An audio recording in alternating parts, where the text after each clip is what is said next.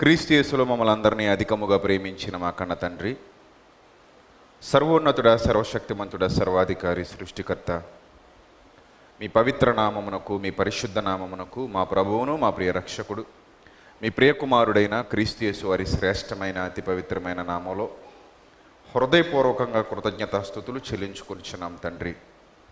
దయగలిగిన మా దేవ, ఈ దినాన మీ పిల్లలముగా మీ మాటలు విలువైన, శ్రేష్టమైన, మూల్యమైన మీ మాటలు నేర్చుకోవడానికి మీరు మమ్మల్ని అందరినీ ఎంతగానో ప్రేమించి, మరి ముఖ్యంగా సజీవుల లెక్కలో ఉంచి మీ సన్నిధి కాంతిలో మమ్మలను నిలువబెట్టి మీ యొక్క జ్ఞానాన్ని మాకు ఉపదేశించుటకు సిద్ధపడి ఉండగా తండ్రి, విలువైన మీ మాటలకు హృదయాన్ని ఇచ్చి తప్పిపోని విశ్వాసముతో నిలకడగలిగిన జీవితాలతో మా ఆత్మీయ స్థితిగతులను ప్రభా మీ ఎదుట సరళము చేసుకున్నటకు, ఈ లోకంలో మీ కుమారుడైన క్రీస్తు వారి రాకడకు సిద్ధపడి ఆయనను ఎదుర్కొన్నటకు సిద్ధపడ్డ కన్యకల వలె మేము ఎల్లప్పుడూ ఉండుటకు మీ మాటల ద్వారా మమ్మల్ని బలపరచండి, స్థిరపరచండి తండ్రి. మీ సత్యవాక్యమును సరిగా విభజించి ఉపదేశించడానికి గాను మీ సమయోచితమైన జ్ఞానమును, మరి ముఖ్యంగా మా యందు మీరు నివసింపజేసిన మా అందరి ఆదరణకర్త అయిన పరిశుద్ధాత్మ దేవుని సహాయమును మెండుగా ప్రసాదించమని, త్వరలో మా కొరకు రాని ఉన్న మా ప్రభువును, మా ప్రియ రక్షకుడు, మీ ప్రియ కుమారుడైన క్రీస్తు వారి శ్రేష్టమైన అతి పవిత్రమైన నామములో ఈ ప్రార్థన మనవులు అడుగుచున్నాం మా కన్న తండ్రి, ఆమెన్. ప్రియమైన దేవుని పిల్లలారా, దేవాది దేవుని మహాకృపను బట్టి దేవుని యొక్క శ్రేష్టమైన జ్ఞాన సంగతులు వినటానికి విచ్చేసినటువంటి మీ అందరికీ కూడా మన ప్రభువును, ప్రియరక్షకుడైన యేసుక్రీస్తు వారి శ్రేష్టమైన నామంలో నా హృదయపూర్వకమైనటువంటి వందనములు తెలియజేస్తున్నాను. సర్వోన్నతుడైన దేవుని మహాకృప నిత్యము మనందరికీ తోడై నడిపించునుగాక, ఆమెన్. ప్రియులారా, కడవరి దినాల్లో సంఘం కూడుకొని దేవుని యొక్క జ్ఞానాన్ని ఆలోచిస్తూ, దేవుని యొక్క జ్ఞానంలో వర్ధిల్లుతూ ఆయనకు దగ్గరగా ఎదగడం ఎంత ఆవశ్యకమో మీకు తెలియంది కాదు. ఈ పరిస్థితుల్లో, ప్రస్తుత పరిస్థితుల్లో లోకం భయానకమైన వాతావరణంలోనికి వెళ్ళిపోయి సాతాను వీరవిహారం చేస్తూ, సంఘములోనికి సాతాను ప్రవేశించి తన అనుచర గణాన్ని రంగప్రవేశం చేయించి భ్రష్టులైన పిల్లలుగా మనుషులందరినీ మారుస్తున్నటువంటి ఈ దుర్దినాలలో దేవుని వైపుకు ఎంత మాత్రం ఆకర్షింపబడనీయక లోక సంబంధమైన, అర్ధరహితమైన, వ్యర్థమైన భక్తి జీవితాలకు మనుషుల్ని ప్రేరేపిస్తూ సంఘాలను కలుషితం చేసి, సంఘాలలోనికి రాజకీయాలను ప్రవేశపెట్టి నామకార్థపు భక్తి జీవితాలతో, అరకొర జ్ఞానపు సంగతులతో హృదయాలను నింపుకున్నవారై సంపూర్ణత లేక, సంపూర్ణ నిశ్చయత లేక, గ్రంథం మీద పట్టు సాధించలేక, అటు భక్తి జీవితానికి గాక, ఇటు లోకానికి గాక అనేక మంది నశించిపోతున్నటువంటి ఈ భయంకరమైన వాతావరణంలో సత్య సంబంధమైన సంగతుల పట్ల ఆసక్తి కలిగినటువంటి దేవుని ప్రజలు మరి ఎక్కువగా వాక్యానికి కూడుకుంటూ, మరి ఎక్కువగా వాక్యానికి విలువనిస్తూ, మరి ఎక్కువగా వాక్య సంబంధమైన కార్యక్రమాల్లో నిమగ్నమవుతూ తమ సమయాన్ని గడపవలసినటువంటి అవసరత ఎంతైనా ఉంది అని చెప్పక తప్పదు. ప్రియులారా, విలువైన సమయాన్ని ఒక్క క్షణం కూడా వృధా చేసుకోకుండా ప్రతి క్షణాన్ని కూడా జాగ్రత్తగా ఆచితూచి వాడుకుంటూ జరుగుతున్నటువంటి పరీక్షలో గెలుపొంది విజయాన్ని సాధించి దేవుని యొద్ద నిజమైన దేవుని పిల్లలుగా, గెలుపొందిన దేవుని పిల్లలుగా నిలబడవలసిన వారుగా మనందరం ఉన్నాం. ఈ విషయాన్ని మీరు మర్చిపోకండి. ప్రతి ఒక్కరిని పరలోకపు తండ్రి పరీక్షిస్తున్నాడు. ప్రతి ఒక్కరిని, నన్ను కానివ్వు, నిన్ను కానివ్వు, మనందరినీ దేవుడు పరీక్షిస్తున్నాడు. పరీక్షించకుండా పరలోకానికి ఎవ్వరిని ఆయన రానివ్వడు. అర్థమవుతుందా? పరీక్షించకుండా పరలోకానికి ఎవ్వరిని రానివ్వడు. గుర్తుపెట్టుకోండి. మరణించిన వెంటనే మనం పరలోకానికి వెళ్ళిపోతాం అనుకుంటే అది మన అవివేకం. పరీక్ష లేకుండా పరలోకానికి, పరదైసుకు ఎవ్వడూ చేరుకోలేడు. ఒక్క 1/2 కేజీ వంకాయలు కొనాలి. మీరు పరీక్షిస్తారా, పరీక్షించరా? 1/2 కేజీ వంకాయలతో మీకున్న అనుబంధం ఎంత చెప్పండి? ఎంతకాలం? 1/2 కేజీ వంకాయలతో మీకున్న అనుబంధం ఎంతకాలం చెప్పండి? మహా అయితే ఒక్క పూట, అంతే కదా. 1/2 కేజీ వంకాయలు కొనుక్కున్నారు, ఒక్క పూటలో వండుకున్నారు, తినేశారు, చేయి కడుక్కున్నారు, అంతే. వాటి గురించి మర్చిపోయారు. అలా సింపుల్గా ఒక్క పూట కూర కోసం వాడుకునే కూరగాయల్ని ఎంతో పరీక్షించి కానీ మీరు తీసుకోరు. ఒక్కసారి తింటే అయిపోయేదాన్ని, ఆ తింటే అయిపోయే జాంపళ్ళు కానివ్వండి, సపోటాలు కానివ్వండి, సీతాఫలాలు కానివ్వండి, బెండకాయలు కానివ్వండి, ఆకుకూరలు కానివ్వండి, ఏమైనా సరే వాటిని ఎంతో పరీక్షించి తీసుకుంటారు. ఇక కట్టుకునే బట్టల దగ్గరికి వచ్చేసరికి పరీక్ష మరింత అధికమైపోద్ది. ఎందుకంటే ఇది ఒక పూటతో పోయే కూరగాయలు కాబట్టి పరీక్ష కొంచెం తక్కువగా ఉంటుంది. అంటే 25 మార్కుల పరీక్షలా ఉంటుంది అన్నమాట. అదే కట్టుకునే బట్టల దగ్గరికి వచ్చేసరికి అది 50 మార్కుల పరీక్షలా ఉంటుంది. ఇక పరీక్ష అలా ఇలా ఉండదు. చాలా జాగ్రత్తగా, ఒక్క జతే కదా పోనీలే తీసేసుకుందాం అనుకోరు. అందుకే ట్రయల్ రూమ్లు చాలా జాగ్రత్తగా చూసుకొని అందులో ఏమైనా నాణ్యత బాగుందా, తగ్గిందా, ఏమైనా ఎక్కడైనా చిరిగిపోయాయా, మనకు తెలియని ఏమైనా చినుగులు లోపల ఉన్నాయా, ఎన్ని పరీక్షలు చేసిన తర్వాత కానీ ఒక డ్రెస్ మనం కొనుక్కోవట్లేదు. మహా అయితే ఒక సంవత్సరం ఉంటుంది మన మీద, సంవత్సరం తర్వాత నీకు చిరాకుపడుద్ది, కొత్త దానికోసం చూస్తుంటాం మళ్ళీ పండగ వచ్చిందని. సో ఒక సంవత్సరం ఒంటి మీద ఉండి వాడి పడేసే బట్టల విషయంలో కూడా చాలా చాలా కేర్ తీసుకుంటున్నావు. పరీక్ష లేకుండా నీ ఒంటి మీద ధరించట్లేదు. ఇక ఆర్నమెంట్స్ విషయానికి వచ్చేసరికి మామూలు పరీక్ష జరగదు. ఎందుకంటే రేట్ ఎక్కువ పెడుతున్నావు కాబట్టి చాలా పరీక్ష చేసి కానీ కొనవు. ఇలా నీ జీవితంలో విలువైన వస్తువులు కొన్న ప్రతిసారి పరీక్ష చేసుకుంటూనే ఉంటావు. ఇలా ఎంతో పరీక్షించి కానీ దాన్ని ఇంట్లోకి రానివ్వు, వాడకంలోనికి రానివ్వు, అంత పరీక్ష ఉంది కదా.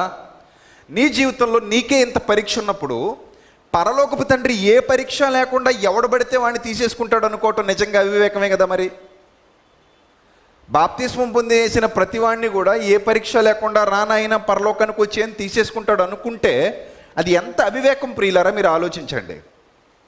నిజంగా వివేకమే. కాబట్టి పరీక్ష లేకుండా ఎవ్వరిని ఎప్పుడూ దేవుడు పరలోకానికి రానివ్వలేదు. ఎప్పుడు బైబిల్ చరిత్ర అంతటినీ మీరు జాగ్రత్తగా చూడండి.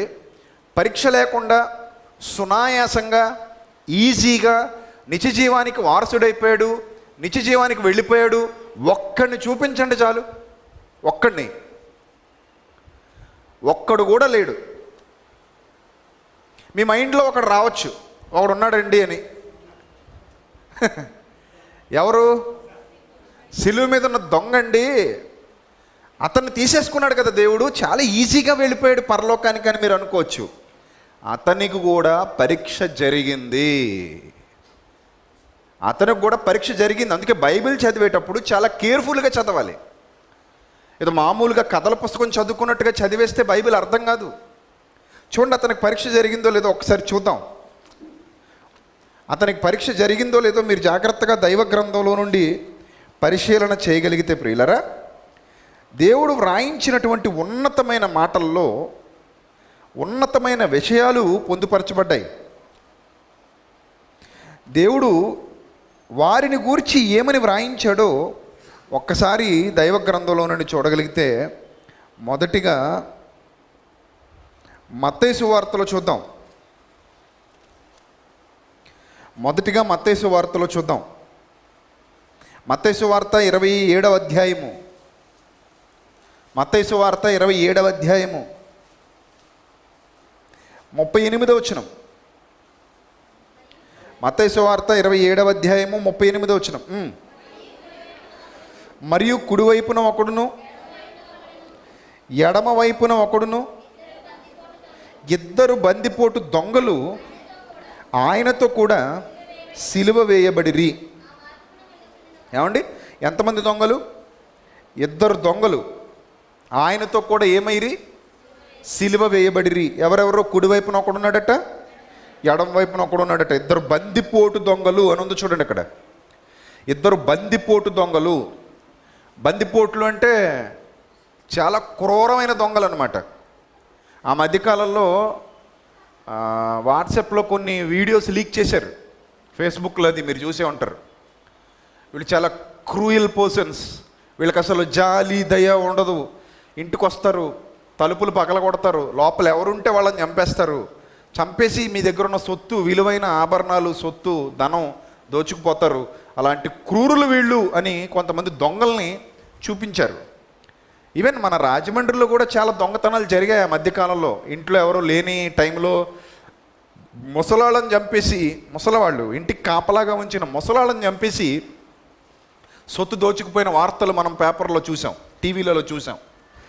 ఇప్పుడు కూడా దొంగకి దొంగల్లో 2 రకాలు ఉంటాడు. ఒకడు మామూలు చిల్లర దొంగ, వాడు హత్యలు చేయడు. ఆ చిల్లర దొంగ హత్యలు చేయడు, మామూలుగా ఏదైనా దొరికితే తెంపుకొని వెళ్ళిపోతుంటాడు. కానీ బందిపోటు దొంగ అనేవాడు ఖచ్చితంగా హత్య చేస్తాడు. వీళ్ళకి ప్రాణాలు తీయడం అంటే ఉల్లిపాయలు కోసినంత ఈజీ, బీరకాయలు తరిగినంత ఈజీ. అలా చంపేసి అరే అవతల వ్యక్తి చనిపోతున్నాడన్న జాలి కానీ దయ కానీ ఎంత మాత్రం వాళ్ళకు ఉండవు. అలా చంపేసి తలలు పగలగొట్టి కత్తులతో విచక్షణారహితంగా పొడిచి, లేదా వాళ్ళ దగ్గర ఉన్నటువంటి గన్స్తో షూట్ చేసి చంపేసి మన దగ్గర ఉన్న ధనాన్ని దోచుకుని వెళ్ళిపోతూ ఉంటారు. అలా వెళ్ళిపోయే వాళ్ళని, అంటే క్రూరుల్నే బందిపోటు దొంగలు అని పిలుస్తారు. దొంగలు, బందిపోటు దొంగలు, ఆ వేరియేషన్ మీకు తెలియాలి. అంటే ఇక్కడ యేసుక్రీస్తు ప్రభు వారితో కుడి పక్కన ఒకడిని, ఎడం పక్కన ఒకడిని ఎవరినైతే సిలువ వేశారో వాళ్ళిద్దరూ కూడా చాలా నీచులు అన్నమాట. అంత ఇంత నీచులు కాదు, ఎన్నో హత్యలు చేసిన వాళ్ళు, డబ్బు కోసం, సంపాదన కోసం, వాళ్ళ సుఖభోగాలు కోసం ఎంతోమందిని మట్టుబెట్టిన వాళ్ళు, ఎన్నో నీచమైన కార్యాలు జరిగించిన వాళ్ళు, అసలు జీవితానికి అర్థం పర్థం లేకుండా అర్ధరహితంగా బ్రతికినటువంటి దుర్మార్గపు జనులే వీళ్ళిద్దరూ. ఇలాంటి దుర్మార్గులను తీసుకొచ్చి యేసుక్రీస్తు ప్రభు వారు పక్కన వేసేసారు. అప్పటి వరకు వాళ్ళకి యేసుక్రీస్తు ఎవరో తెలీదు, యేసుక్రీస్తు వాళ్ళను కూడా ఇప్పుడు చూడలేదు. సో వాళ్ళిద్దరిని తీసుకొచ్చే రోమా సైనికులు, ఇద్దరికి సిలువ శిక్ష పడుందన్నమాట. మీరు జాగ్రత్తగా గమనించండి. ఉరిశిక్ష వేసిన వాళ్ళందరినీ ఒకే రోజు ముహూర్తం పెట్టి లేపేస్తుంటారు. రోజుకొకరిని తీసుకొచ్చి పెట్టరు. ఈరోజు వీడు, ఈరోజు వాడు, ఈరోజు వీడు అని ఉండదు. సాధారణంగా ఉరిశిక్షలు పడ్డ ఖైదీల్ని పూర్వం నుంచి వస్తున్నటువంటి విధానం ఏంటంటే, కోర్టులో కూడా ఒక డేట్ నిర్ణయించి ఈ డేట్ని ఎన్ని 10 ఉంటే 10 లేపేయండి, 5 ఉంటే 5గురిని లేపేయండి, అలా రోజుకు ఇంతమంది అన్నట్టుగా, ఎక్కువ మంది ఉంటే అలా పనిచేస్తారనమాట, ఒక రోజుకి ఇంతమంది అన్నట్టు. అలా రోమా ప్రభుత్వ కాలంలో శిలువ శిక్షలు అమలు చేసినప్పుడు ఆ శిలువ శిక్ష కొండల మీద అమలు చేసేవారు. ఎందుకు కొండల మీద అమలు చేసేవారంటే ప్రజల్లో భయం పుట్టడానికి, ప్రభుత్వానికి వ్యతిరేకంగా కానీ లేదా చట్ట వ్యతిరేకమైన కార్యకలాపాలకు కానీ ఎవడూ ముందడుగు వేయకుండా, భయం కలిగి అమ్మో ప్రభుత్వం, అమ్మో గవర్నమెంటు, అమ్మో రాజులు, రోమా అధికారులు మమ్మల్ని సిలువేసేస్తారు, మమ్మల్ని చంపేస్తారు, ఎంత క్రూరంగా చంపుతారు, కాబట్టి గవర్నమెంట్కి వ్యతిరేకంగా ఎవడు మాట్లాడకూడదు, గవర్నమెంట్కి వ్యతిరేకంగా ఎవడు ఎలాంటి నిర్ణయాలు తీసుకోకూడదు అని ప్రజల్లో భయాన్ని పుట్టించడం కోసం పూర్వకాలపు రాజులు ఈ విధమైన విధానాలను అమలు చేసేవారు. ఇప్పటికే సౌదీలో కానివ్వండి, కొన్ని అరబ్ కంట్రీస్లో బహిరంగ ఉరి ఇప్పటికే అమల్లో ఉంది. మన ఇండియాలో లాగా ముసుగులేసి సీక్రెట్గా తీసుకెళ్ళి ఎవరికి కనబడకుండా 4 గోడల మధ్య, జైలు గోడల లోపల కొంతమంది సమక్షంలో ఉరి తీసి శవాన్ని భద్రంగా బాక్సులో పెట్టి ఇంటికి పంపించేసేటువంటి పరిస్థితి కాదు అక్కడ. అరబ్ కంట్రీస్లో నడి రోడ్డు మీద చాలామందిని భయానకంగా ఉరి తీసినటువంటి సంఘటనలు ఉన్నాయి. ఆ వీడియోలు కూడా చాలాసార్లు సోషల్ మీడియాలో వచ్చాయి, మీకు ఆ సంగతి కూడా తెలుసు. అంటే ఇప్పుడు ఎలాగైతే అరబ్ కంట్రీస్లో బహిరంగంగా ఉరులు తీస్తున్నారో, పూర్వకాలపు రాజులు ప్రజల్లో భయాన్ని పుట్టించడం కోసం కొండల మీద, ఎత్తైన ప్రదేశాల్లో సిలువలు వేసి చంపేసేవారు, అలాగే ఉరి తీసి చంపేసేవారు. అలా చంపటం వల్ల మనం చూసామనుకోండి, మనం ఏమనుకుంటాం, అమ్మో నేను ఇలాంటి నేరం చేయకూడదు, చేస్తే నన్ను కూడా ఇలాగే చంపేస్తారు అని సాధారణంగా కొంతమంది అయినా అనుకోకపోతారా? ప్రజల్లో ప్రభుత్వం పట్ల భయం కలగకపోతుందా అనేది వారి యొక్క భావన. సో అదేవిధంగా యేసుక్రీస్తు ప్రభు వారిని సిలువ వేయాలని నిశ్చయించిన రోజునే, అసలు యేసుక్రీస్తు ప్రభువారిని కూడా రోమా గవర్నమెంట్ ప్రకారంగా అదే రోజున సిలువ వేయకూడదు రూల్గా అయితే. ఆయనకు కూడా ఒక డేట్ నిర్ణయించాలి, ఆయనకు కూడా కొన్ని రోజులు కస్టడీలో ఉంచాలి, కస్టడీలో ఉంచి ఒక డేట్ నిర్ణయించి సిలువ వేయాలి యాక్చువల్గా. కానీ ప్రధాన యాజకులు యూదులు విపరీతమైన ఒత్తిడి ఉంది. ఆ విపరీతమైన ఒత్తిడి వల్ల ఎక్కడ రిమాండ్లో పెడితే, ఎక్కడ కస్టడీలో పెడితే కొన్నాళ్ళకి మరలా జాలిపడి వదిలేస్తారేమో. ఎందుకంటే పిలాతు భార్య దగ్గర నుంచి కూడా రికమెండేషన్ వచ్చేసింది. ఏమనంటే, ఆ నీతిమంతుడి విషయంలో నువ్వు జాగ్రత్తగా ఉండు, నేను రాత్రి కల్లో అతని గురించి మిక్కిలి బాధపడ్డాను. పిలాతు భార్య ఎలా చెప్పిందంటే ఆటోమేటిక్గా మిగిలిన వాళ్ళకి డౌట్ వచ్చేస్తుంది, అమ్మో ఇతన్ని వదిలేస్తారు, ఇలా వదిలితే రిలీజ్ అయిపోతాడు, దొరికిందే తడవు, ఏదో విధంగా పని పూర్తి చేసేయాలి, ఏమాత్రం మనం లేట్ చేసినా అవకాశం కోల్పోతాం అని భయపడ్డారు. భయపడి ఒత్తిడి పెరిగింది, చాలా ఒత్తిడి చేశారు, కేకలేసేశారు, సిలివేయండి అని కేకలేసి ఒత్తిడి చేసి రోమా సైనికులు కూడా డబ్బులు ఇచ్చి అధికారులను కొనేసి ఎక్కడ పడితే అక్కడ వెచ్చలవిడిగా డబ్బు చల్లేశారు ఆనాటి దుర్మార్గులు. అలా డబ్బు చల్లేసి సైనికులకు కూడా చాలా ద్రవ్యం ఇస్తారు వాళ్ళు అబద్ధాలు ఆడడానికి. ఈ విధంగా యేసుక్రీస్తు ప్రభు వారిని తొందరగా సిలువేయటానికి ఆ రోజు ఉత్తర్వులు జారీ అయ్యే విధంగా వాళ్ళు ఒత్తిడి తీసుకొచ్చారు. ఆ ఒత్తిడిలో ఆ రోజు నిర్ణయింపబడిన వారు 2 బందిపోటు దొంగలు. అర్థమవుతుందా? అంటే వాళ్ళ సిలువ డిక్లేర్ అయిపోయింది. ఈయన సిలువ మాత్రం ఎలా జరిగింది? యేసుక్రీస్తు ప్రభు వారి సిలువ హడావుడిగా జరిగింది. స్పాట్ అన్నమాట. చాలా తొందరగా ఒత్తిడితో ఈయన చంపేయాలి, ఇప్పుడు లేట్ ఉండకూడదు, అలా జరిగింది యేసుక్రీస్తు ప్రభు వారి సిలువ. ఈ విధంగా వాళ్ళు ముగ్గురు ఒకే చోట సిలువ వేయబడేటువంటి పరిస్థితి ఆ విధంగా సీన్ అలా కనెక్ట్ అయింది. వాళ్ళకి తెలీదు మన ఇద్దరితో పాటు ఇంకొకరిని ఎవరన్నా వేయబోతున్నారన్న సంగతి వాళ్ళకి తెలీదు. సో ఇప్పుడు యేసుక్రీస్తు ప్రభు వారు వచ్చారు. ఇప్పుడు మీకు తెలిసిన ఇన్ఫర్మేషన్ మీరు చెప్పండి, 2 దొంగల్లో ఎంతమంది మంచోళ్ళు, ఎంతమంది చెడ్డోళ్ళు? యేసుక్రీస్తు ప్రభు వారిని అర్థం చేసుకున్న వాళ్ళు ఎంతమంది, అర్థం చేసుకోలేని వాళ్ళు ఎంతమంది? చెప్పండి. ఒకడు అర్థం చేసుకున్నాడు, ఇంకోడు అది మనకు తెలిసిన బైబిల్ జ్ఞానం. అసలు యేసుక్రీస్తు ప్రభు వారి గురించి ఏం తెలిసి నీడు అర్థం చేసేసుకున్నాడు? యేసుక్రీస్తు ప్రభు వారి గురించి ఏం తెలిసని వాడికి అర్థమైపోయి అర్థం చేసేసుకున్నాడు? మీ లెక్కల ప్రకారంగా ఇంతకుముందు ఏమన్నా పరిచయం ఉందా? ఎప్పుడైనా చూశాడా? పోనీ ఎప్పుడైనా మాట్లాడా? ఎప్పుడైనా కలిశాడా? ఏం లేదు కదా. మరి ఎలా అర్థం చేసేసుకున్నాడు? ఒకడు, ఇద్దరూ అర్థం చేసుకోలేదు, ఇద్దరూ దొంగలే, ఇద్దరూ ఆయన దూషించారు, ఇద్దరూ ఆయన నిందించారు. ఉదయం 9 గంటలకి సిలువ వేయడం అయింది. మధ్యాహ్న కాలం 3 గంటలకు ఆయన ప్రాణం పోయింది. అంటే ఇంచుమించు ఎన్ని గంటలు ఆయన సిలువ మీద వేలాడారు? గాల్లో ఎన్ని గంటలు వేలాడారు? సుమారు 6 గంటల సమయం. 9 గంటలకు మొదలైంది, 10, 11, 12, 1 గంట, 2, 3, సుమారు 6 గంటల కాలం యేసుక్రీస్తు ప్రభు వారి సిలువ మీద వేలాడితే వాళ్ళకంటే ముందే క్రీస్తు చనిపోయారు. సో వాళ్ళిద్దరు కాళ్ళు విరగొడతారు తప్ప క్రీస్తుకు కాళ్ళు విరగొట్టరు, వాళ్ళ కాళ్ళు విరగొడతారు. ఎందుకంటే అంతకు ముందే ఆయన చనిపోవడం జరిగింది, ఒక ప్రవచనం నెరవేరాలి. ఆ ప్రవచనం ఏంటంటే ఆయన ఎముకలలో ఒకటైనను విరిగిపోకూడదు. కాబట్టి దొంగలకి ఎముకలు విరిగిపోతాయి కానీ యేసుక్రీస్తు ప్రభు వారికి విరిగిపోయి, ఎందుకంటే ఆయన ముందే చనిపోతారు. ఇప్పుడు మీరు జాగ్రత్తగా ఆలోచిస్తే ఇంచుమించు యేసుక్రీస్తు ప్రభు వారితో వాళ్ళకున్న పరిచయం మహా అయితే 6 గంటలు, మహా అయితే 6 గంటలు అంతే. అంతకు మునుపు ఈ సిలువ ప్రాసెస్, సిలువ ఈడ్చుకుంటూ రావడం, మోయించడం, చాలా క్రూరంగా యేసు ప్రభు వారిని ట్రీట్ చేశారు వాళ్ళు. ఆ బాధ, ఆ మోత కేవలం యేసు ప్రభు వారికి ఒక్కరికి అనుకుంటే పొరపాటు సుమా. వాళ్ళు కూడా వాళ్ళ సిలువను వాళ్ళే మోయాలి. సిలువ శిక్ష విధించబడిన ఖైదీ ఎవడైనా సరే తన సిలువను తానే మోయాలి. అది రోమా గవర్నమెంట్ రూలు. సో సిలువ మోయిస్తారు, వాళ్ళ చేత కూడా సిలువ మోయించడం, అక్కడ దాకా తీసుకురావడం, అక్కడ పెట్టడం, వాళ్ళకి ఆ టైం డిక్లేర్ చేశారు కాబట్టి ఆ టైంలో వాళ్ళని కూడా చంపేయడం, ఇది ప్రాసెస్.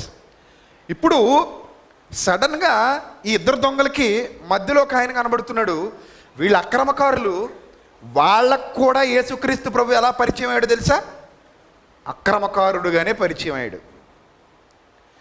వాళ్ళకు కూడా, వాళ్ళిద్దరికి కూడా యేసుక్రీస్తు ప్రభు ఎలా కనబడుతున్నాడంటే, మేము ఎంతో భయంకరమైన దొంగలం కాబట్టి మమ్మల్ని సిలువేస్తున్నారు, ఈయన కూడా మనలాంటోడే కాబట్టి ఈయన కూడా సిలువేస్తున్నారు, మనం ఏదో తప్పు చేసి ఇక్కడికి వచ్చాం, ఈయన కూడా తప్పు చేసి ఇక్కడికి వచ్చాడు అన్న భావనలో వాళ్ళు కూడా ఉన్నారు.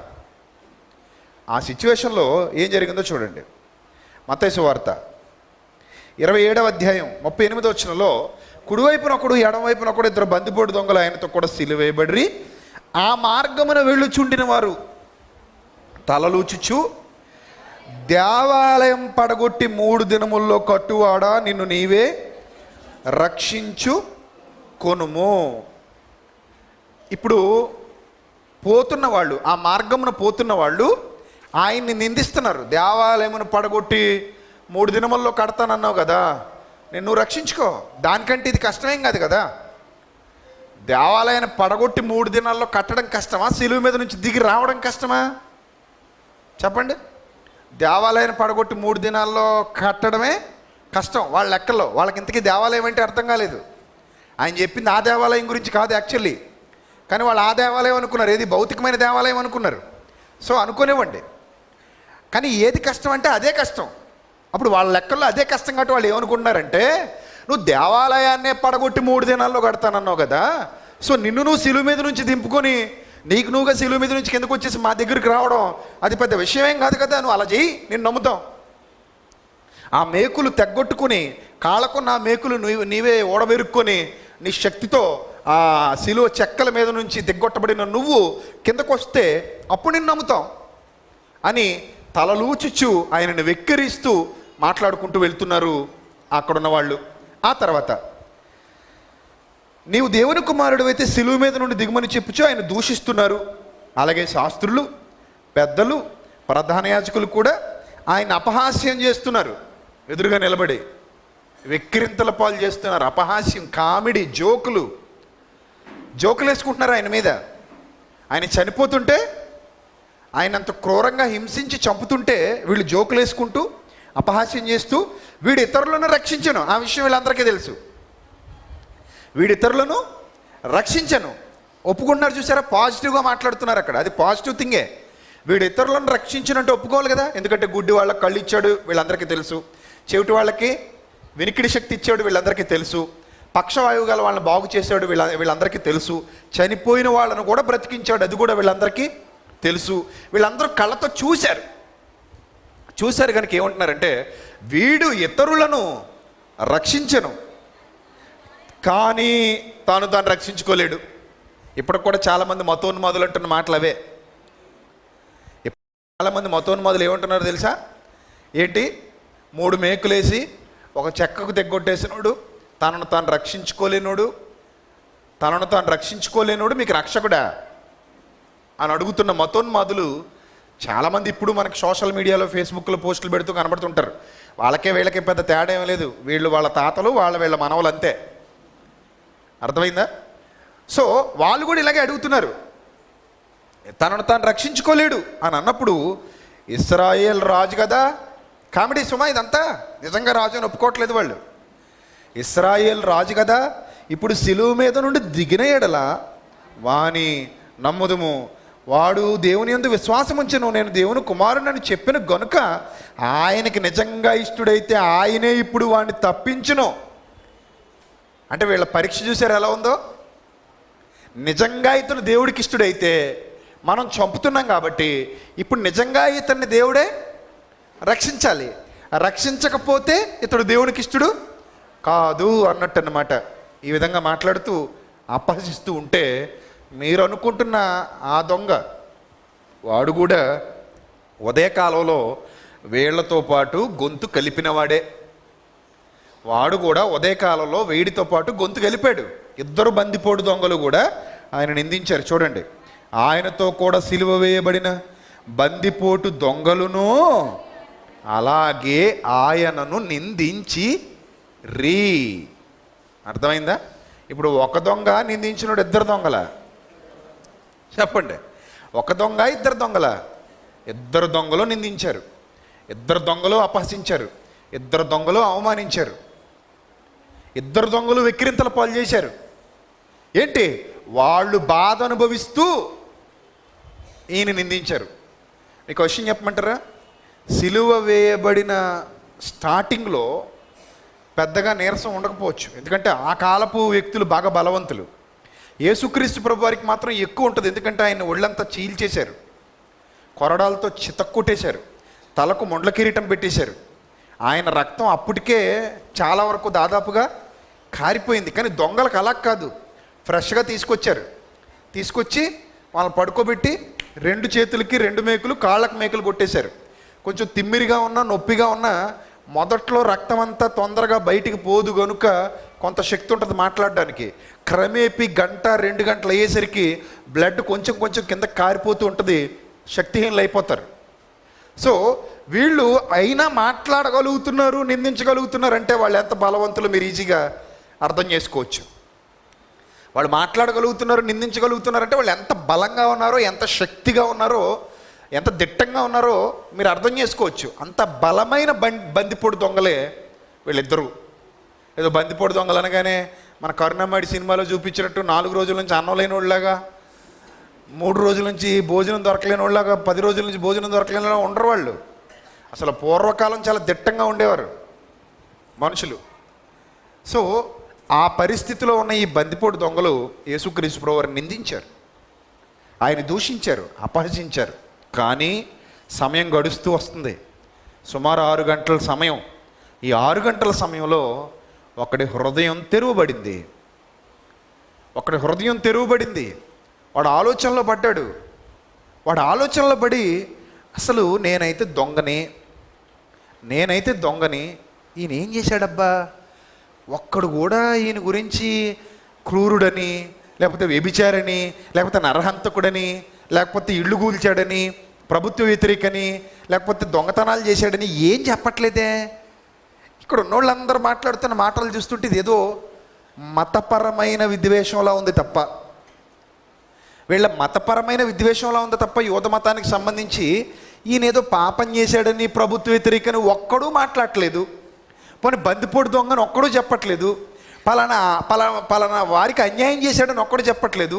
పలానా వారి దోచుకున్నాడని ఒక్కడు చెప్పట్లేదు. ఏ నేరం మీద ఇంతకితను సిలువేశారని ఆలోచనలో పడ్డవాడే ఒక దొంగ. మరో దొంగకి ఇక ఆలోచన కూడా రాలేదు. వాడు అంటున్నాడు, నువ్వు నిజంగా దేవుని కుమారుడు అయితే అన్నాడు. ఇంతకీ దేవుని కుమారుడు అనే కాన్సెప్ట్ ఎక్కడి నుంచి వచ్చింది చెప్పండి? ముందే తెలుసా వీళ్ళకి?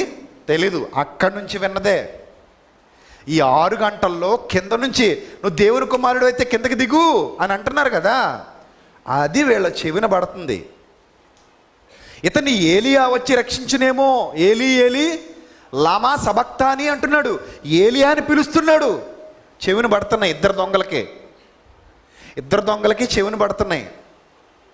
సో యేసుక్రీస్తు ప్రభువారు సిలువలో పలుకుతున్న ప్రతి మాట వాళ్ళ చెవిన పడుతుంది. యేసుక్రీస్తు ప్రభువారు సిలువలో పలికిన మాటలు మనం ధ్యానిస్తాం కదా, అవన్నీ వాళ్ళ చెవిన పడుతున్నాయి. కింద నుండి ఎవరైతే మాట్లాడుతున్నారో అవన్నీ వాళ్ళ చెవిన పడుతున్నాయి. ఆయన గురించి వినబడుతున్న మాటలన్నీ వింటున్నారు, క్రీస్తుని చూస్తున్నారు. మధ్యలో ఉన్నాడు, వీళ్ళిద్దరికీ మధ్యలో ఉన్నాడు యేసుక్రీస్తు. అవన్నీ చూస్తూ ఉన్నప్పుడు ఇద్దరూ ఒకే మాటలు విన్నారు. మీరు జాగ్రత్తగా గమనించాలి. ఇద్దరు వేరు మాటలు వినడానికి అవకాశం లేదు కదా, ఇద్దరు ఒకే మాటలు విన్నారు. ఈ విషయాన్ని నేను ఎందుకు నొక్కి చెప్తున్నానంటే, ఇక్కడున్న మీరు అందరూ ఒకే మాటలు వింటున్నారు, వేరు మాటలు వినడానికి అవకాశం లేదు కదా. ఉందా? లేదు కదా. ఒకే మాటలు వింటున్నారు మీరు. ఏమండి, నేను ఏదైతే చెప్తున్నానో నా ముందు కూర్చున్న వాళ్ళ చెవిలోకి అదే వెళ్తుంది, నా వెనక కూర్చున్న వాళ్ళ చెవిలోనికి అదే వెళ్తుంది. ప్రపంచవ్యాప్తంగా ఎంతమంది అయితే లైవ్ చూస్తున్నారో మన ఐఫర్ గాడ్ లైవ్ ఛానల్ ద్వారా, వాళ్ళకు కూడా ఇదే వెళ్తుంది. ఏమైనా తేడాగా వెళ్తుందా? ఇదే వెళ్తుంది. రైట్. అంటే నేను ఎందుకు దీన్ని పాయింట్అవుట్ చేస్తున్నానో లాస్ట్లో మాట్లాడతాను, కాబట్టి కొంచెం దీన్ని అండర్లైన్ చేసుకోండి, గుర్తుపెట్టుకోండి. అందరి చెవుల్లోకి ఇదే వెళ్తుంది. అక్కడున్న ఇద్దరు దొంగల చెవుల్లో కూడా వాళ్ళు ఏదైతే వింటున్నారో అదే వెళ్తుంది. యేసుక్రీస్తు గురించి అవతలి వాళ్ళు మాట్లాడుతున్నటువంటి మాటలు ఏం మాట్లాడుతున్నారో మీ అందరికీ తెలియదు కాదు. ఇతను నిజంగా దేవుని కుమారుడైతే తనను తాను రక్షించుకుంటాడు, ఇతరులను కూడా రక్షిస్తాడు. ఇతను నిజంగా దేవుని కుమారుడైతే, నువ్వు నిజంగా దేవుని కుమారుడు అయితే దిగు, కిందికి రా, వచ్చి నిన్ను నువ్వు రక్షించుకో అన్నట్టుగా ఈ మాటలన్నీ వాళ్ళకి వినబడుతున్నాయి. ఏమండి? అయితే ఇప్పుడు యేసుక్రీస్తు ప్రభువారు శిలువ మీద ఉండగా దొంగలలో ఉన్న ఈ రియాక్షన్స్ మీరు జాగ్రత్తగా గమనిస్తే పరీక్ష జరిగిందో లేదో మీకు ఇట్టే అర్థమైపోతుంది. పరీక్ష లేకుండా ఎవ్వడూ పరలోకానికి వెళ్ళడు, ఎవ్వడూ వెళ్ళడు. సో ఇప్పుడు మార్క్స్ వార్తలో వ్రాయబడినటువంటి విషయాన్ని జాగ్రత్తగా చూస్తే 27వ వచనం, మార్క్స్ వార్త 15వ అధ్యాయము, మార్క్స్ వార్త 15వ అధ్యాయము 27వ వచనం, 25 నుంచి చూద్దాం. ఆయన సిలువ వేసినప్పుడు పగలు 9 గంటలైను, మరియు యూదుల రాజైన యేసు అని ఆయన మీద మోపబడిన నేరమును వ్రాసి పైగా నుంచిరి. ఇది అండర్లైన్ చేసుకోండి. ఏమి రాశారట? తర్వాత మాట ఏమి రాశారని ఉంది అక్కడ? నేరమును వ్రాసి. ఏం రాసి? నేరమును వ్రాసి. నేరము అంటే ఇంగ్లీష్లో క్రైమ్. అర్థమవుతుందా? ఏం రాశారు? ఇప్పుడు నేరం రాశారు. ఇంతకీ ఏంటి ఈయన చేసిన క్రైము? ఏంటండి ఈయన చేసిన క్రైము? అక్కడ పక్కనున్నోడికి ఇక్కడ పక్కనున్నోడికి కూడా నేరం రాస్తారు. ఏమని రాస్తారు?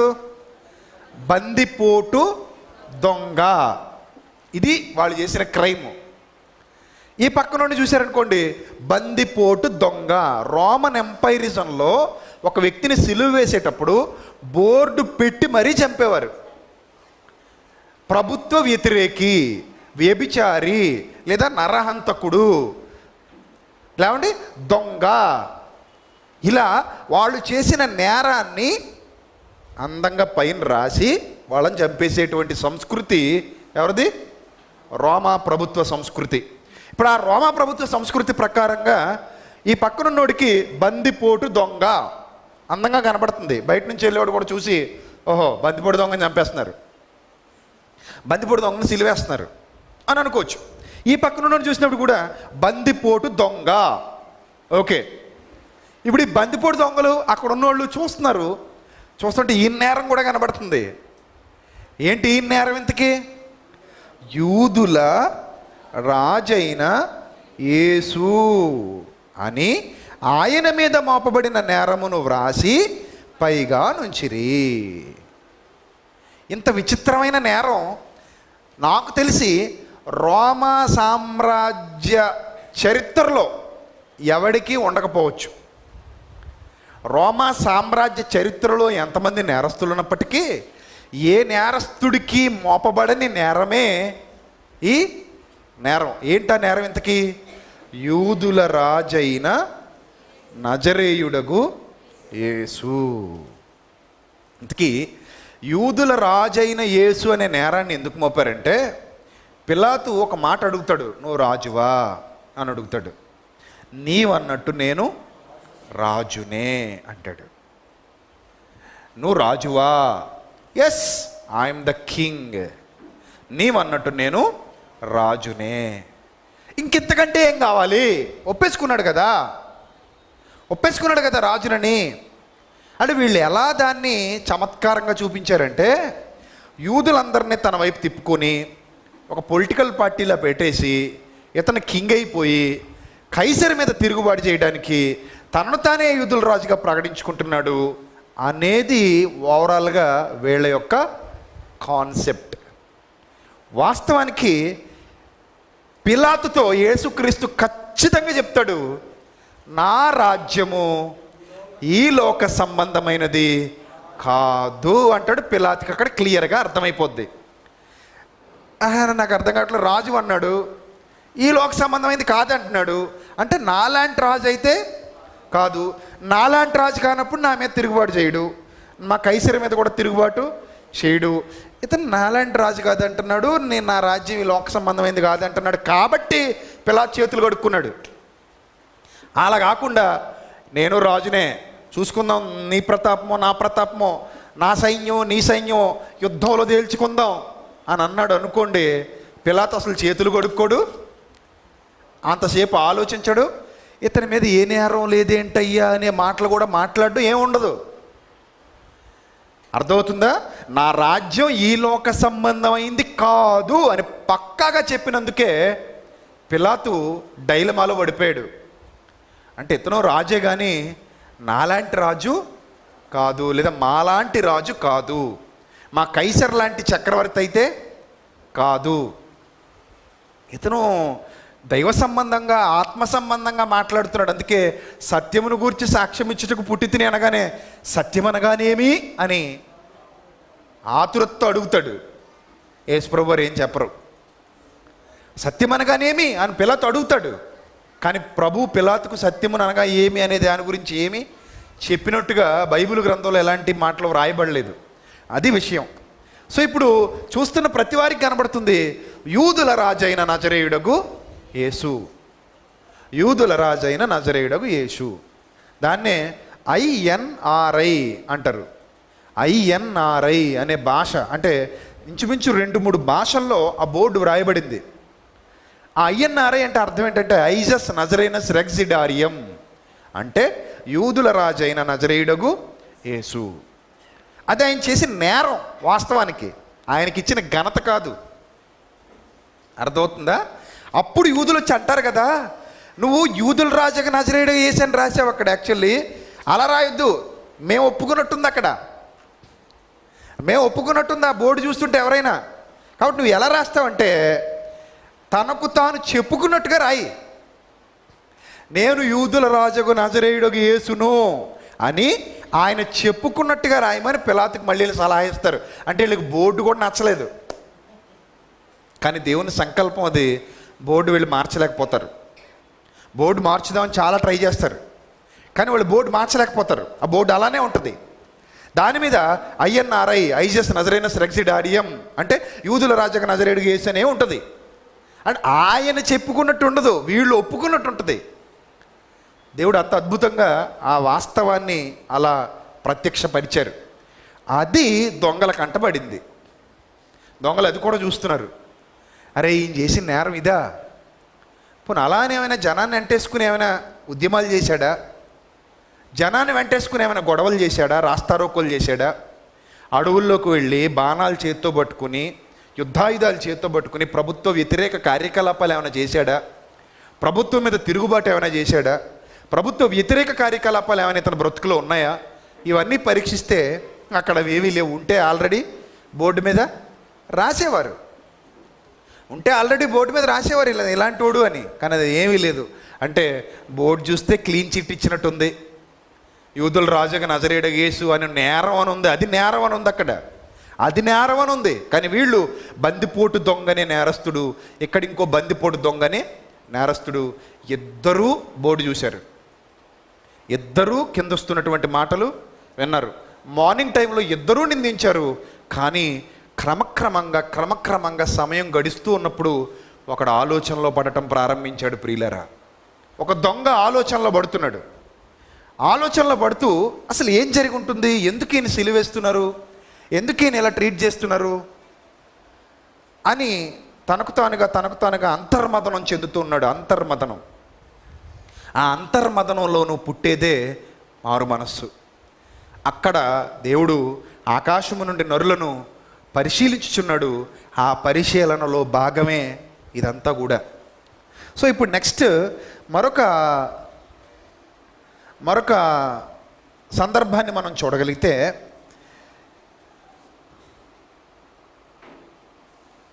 లూకాసు వార్త 32వ వచనం చివరిలో కూడా ఆయనతో కూడా సిలువ వేయబడిన వారును ఆయన నిందించారనే మాట మరలా మీకు కనబడుతుంది మార్క్సు వార్తలో. సో లూకాసు వార్తలో కూడా చూద్దాం. ఇప్పుడు 23 లూకాసు వార్త 23వ అధ్యాయము. దయచేసి మీ అందరి చేతిలో ఉన్నటువంటి బైబిల్ తెరిచి చూడండి. లూకాసు వార్త 23వ అధ్యాయము 32వ వచనం ఒకసారి చూద్దాం. మరి ఇద్దరు ఆయనతో కూడా చంపబడుటకు తేబడిరి. అంటే ఆ రోజు వాళ్ళ టైం అనమాట. ఇద్దరు తేబడిరి, వారు నేరం చేసిన వారు. అంటే రోమా గవర్నమెంట్ లెక్కల ప్రకారంగా నేరస్తులు. కానీ యేసుక్రీస్తు రోమా గవర్నమెంట్ లెక్కల ప్రకారంగా ఆయన మీద ఏ నేరమూ లేదు. ప్రభుత్వ వ్యతిరేక కార్యకలాపాలు చేసినట్టుగా కూడా ఎక్కడ ఆయన మీద ఎలాంటి నేరం లేదు. రైట్. ఇప్పుడు చూడండి, వారు కపాలమనబడిన స్థలమునకు వచ్చినప్పుడు అక్కడ కుడివైపున ఒకరిని ఎడంవైపున ఒకరిని ఆ నేరస్తులతో కూడా సిలువ వేసిరి. అప్పుడు 34 వచ్చిన యేసు, తండ్రి, వీరు ఏమి చేయుచున్నారో వీరు ఎరుగరు గనుక వీరిని క్షమించమన్నాడు. వింటున్నారు, దొంగలు వింటున్నారు. ఈ మాట యేసుక్రీస్తు ప్రభువారు నోటి వెంట ఎప్పుడైతే జాలువారిందో 2 దొంగల చెవిన పడింది, క్రిందున్న వాళ్ళందరి చెవిన పడింది. 2 దొంగల చెవిన దేవుని వాక్యం పడింది, క్రిందనున్న వారందరి చెవిన కూడా దేవుని వాక్యం పడింది. ఏమని పడింది? తండ్రి, వీరు ఏమి చేయుచున్నారో వీరు ఎరుగరు గనుక వీరిని క్షమించు అనే పదం పడింది. అప్పుడు ఈ బందిపోటు ఆలోచనలో పడ్డాడు. ఈ బందిపోట్లు ఈ మాటలకే ఆలోచనలో, ఈ మాటలు విన్న తర్వాత ఇద్దరిలోనూ ఆలోచనలు పుడుతున్నాయి.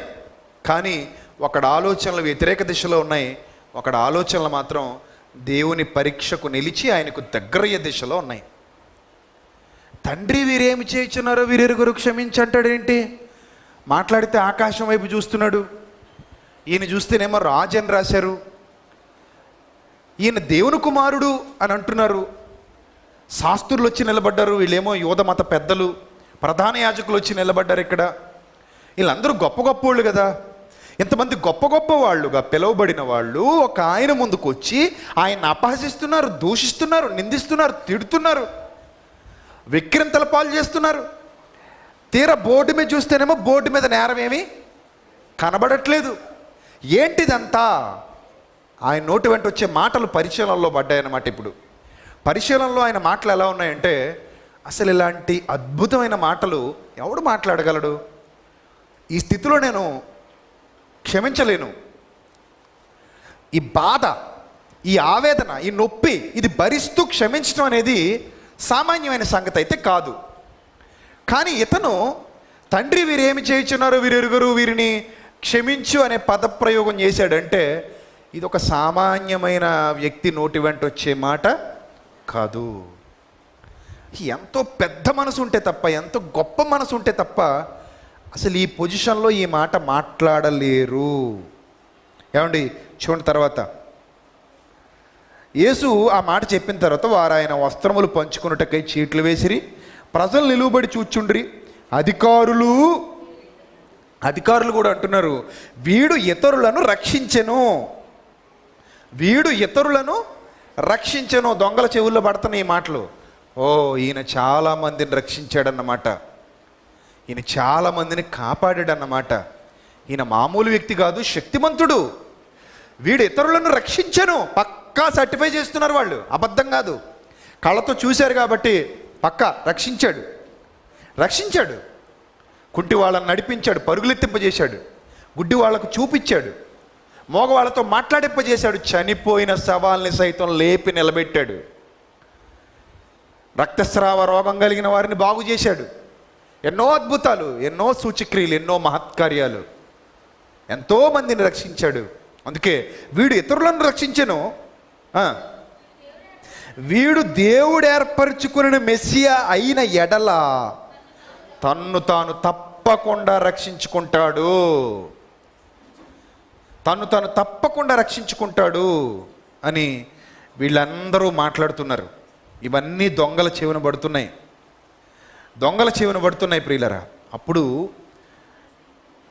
36వ వచనం, అంతటి సైనికులు ఆయన యొద్దకు వచ్చి ఆయనకు చిరకనిచ్చి, నీవు యూదుల రాజు అయితే నిన్ను నీవే రక్షించుకొనుమని ఆయనను అపహసించిరి. నిజంగా చిరకిస్తే ఏ శిలువ మీద ఉన్నోడు తాక్కుండా ఉండడు. తెలుసా మీకు ఈ విషయం? చిరక అంటే ఏంటో తెలుసా? చేదుగా ఉండే చిరక, చేదైన చిరక. అదొక మత్తు పానీయం. బ్రాందీ, విస్కీ ఇలాంటివి ఉన్నాయి కదా.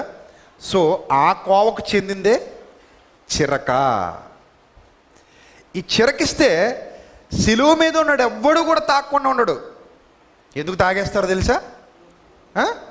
ఆ మత్తు వల్ల నొప్పి మరిచిపోవచ్చు అని చిరకిస్తే అమృతంలా ఫీల్ అయి తాగేస్తారండి. దాహం అని యేసుక్రీస్తు ప్రభువారు అన్నప్పుడు చిరక తీసుకొచ్చారు, స్పంజీని చిరకలో ముంచాడు, ఆ చిరక తీసుకొచ్చి నోటికిస్తున్నాడు. ఆ సిచ్యువేషన్లో ఎవడైనా తాగేస్తాడు. ఒకనొక టైంలో మా చిన్నాన్న ఒక ఆయన ఉండేవాడు, కడుపుకి ఆపరేషన్ చేయించుకున్నాడు. సాయంత్రం వెళ్ళేసరికి, నేను చిన్నపిల్లడినప్పుడు లోపలికి వెళ్ళేసరికి ఆయన ఎంత బ్రాందీ సీసా ఉంది, గ్లాసులో పోసుకుంటున్నాడు, వాటర్ కలుపుకున్నాడు, చక్కగా మిక్స్ చేసుకుని మా పిన్నే కలిపిచ్చేస్తుంది ఆయనకి. ఈయన తాగేస్తున్నాడు. తాగేస్తుంటే వాళ్ళు అన్యజనులండి, అప్పటికి మేము అన్యజనులమే. సో లోపలికి వెళ్ళేసరికి ఆయన తాగుతున్నాడు. అప్పుడు నేను ఏంటి తాగుతున్నావు అని అంటే, ఇది టానిక్ నిద్ర పట్టడానికి అన్నాడు. టానిక్ నిద్ర పట్టడానిక అని అనుకుంటే మా పిన్ అంటుంది, నొప్పి తెలియకుండా తాగుతారులే ఈ టానిక్, నీకు తెలియదు, నువ్వు వెళ్ళంది. అలా చూస్తే దాని మీద బ్రాందీ అని ఉంది. ఓహో ఇది బ్రాందీ అనమాట, నాకు కహానీ చెప్తున్నారు ఇలా అనుకుని వచ్చేసాను అప్పుడే. సో అంటే చాలామంది ఈ ఆపరేషన్లు అయిన వాళ్ళు ఇలా కొట్లు, ఇది వరకైతే నొప్పి ఎక్కువ కదా కుట్లు విప్పడానికి, అది దాన్ని ఆశ్రయించేవారన్నమాట. కాసేపు నొప్పి తెలియకుండా పడుకోవడానికి ఓ పెగ్గేసేసి ప్రశాంతంగా పడుకుని పోవడం, ఇలాంటి పనులు చేసేవారు. నిజంగా ఇప్పుడు యేసుక్రీస్తు ప్రభు వారికి చిరకిస్తుంటే అదే పొజిషన్లో నువ్వు నేను ఉంటే, ఒక పక్క దాహం, ఒక పక్క నొప్పి తెలియకుండా ఉంటుంది. తాగేస్తే పోలా అని తాగేసినా తాగేస్తాం, అర్థమవుతుందా? కానీ ప్రవచన నెరవేర్పు ఆ పరిస్థితిలో తప్పక తాగేస్తామండి. మనం అయితే నిజంగా దొంగలకి ఇస్తే తాగేస్తారు వాళ్ళు. వాళ్ళు అనుకునే ఉంటారు, బాబా మా నోటికి తగిలించండి బాబా, అదేదో ఆ తగిలిచ్చేదేదో మా నోటికి తగిలించండి, కొంచెం మత్తుగా ఉంటుంది. ఆ మత్తులో ఈ బాధ మర్చిపోతాం. మేకులు సలపరం వచ్చేస్తున్నాయి, కాళ్ళ కింద నుంచి కాళ్ళ మేకులు, పైన మేకులు పోటు వచ్చేస్తున్నాయి, రక్తం గారిపోయింది, మేము బతకలేకపోతున్నాం, బాధ భరించలేకపోతున్నాం. ఆ చిరకేదో మా గొంతులో పోసేయండి, కొంచెం చేదుగా ఉన్నా మింగేస్తాం. ఆ తర్వాత మాకు మైండ్కి మత్తెక్కిపోతే బాధ తెలియకుండా చచ్చిపోతాం, పోసేయండి బాబు అని వీళ్ళు అంటారు. ఆ టైంలో యేసుక్రీస్తు ప్రభువారు చిరకనిస్తే త్రాగనొల్లకుండెను, అపవిత్రమైనది ఏది ఆయన నోట్లో పడకూడదు, అపవిత్రమైన ఆయన నోట్లో పడకూడదంతే. దొంగ ఆలోచనలో పడుతున్నాడండి. ఇవన్నీ చూసే దొంగ ఆలోచనలో పడుతున్నాడు. అసలు ఏంటి ఈయన స్పెషాలిటీ ఏంటి, ఈయన పవిత్రత ఏంటి? చిరకను కూడా పెదవుల దగ్గరికి రానివ్వనంత పవిత్రుడా? అది ఈ బాధలో, ఈ ఆవేదనలో, ఈ కష్టంలో, ఇంత ఇబ్బందికరమైన పరిస్థితిలో ఉండి కూడా ఆ బ్రాందీని లేదా ఆ బ్రాందీ లాంటి పదార్థాన్ని, ఆ పానీయాన్ని లోపలికి వెళ్ళనివ్వకుండా, మత్తు పానీయాన్ని లోపలికి వెళ్ళనివ్వకుండా ఆపుతున్నాడంటే అసలు ఈయన సమర్థత ఏంటి, ఈయన గొప్పతనం ఏంటి? దొంగ ఆలోచనలో పడుతున్నాడు, మరో దొంగ ఆలోచనలో పడలేకపోతున్నాడు. ఒక దొంగ ఆలోచనలో పడుతున్నాడు, మరో దొంగ ఆలోచనలో పడలేకపోతున్నాడు. చేదైన చిరకనిస్తే తాగలేదు, ఆయన వద్దనుకున్నాడు. యోహాను సువార్తలో కూడా ఈ సందర్భం ఒకసారి చూద్దాం ప్రియులారా. యోహాను సువార్త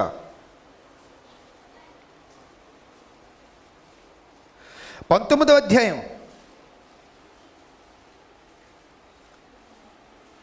యోహాను సువార్త 19వ అధ్యాయం 17వ వచనం. అందుకు వారు, యోహాను సువార్త 19వ అధ్యాయం 17వ వచనం, వారు యేసును తీసుకుని పోయిరి, ఆయన తల సిలువ మోసుకొని కపాలస్థలమును చోటికి వెళ్ళెను. హెబ్రీ భాషలో దానికి గొల్గొతా అని పేరు. అక్కడ ఈ వైపున ఒకరిని, ఆ వైపున ఒకరిని, మధ్యన యేసును ఉంచి ఆయనతో కూడా ఇద్దరిని సిలువ వేసిరి. మరియు పిలాతు యూదుల రాజైన నజరేయుడికి యేసును పై విలాసము రాయించి సిలువ మీద పెట్టించెను.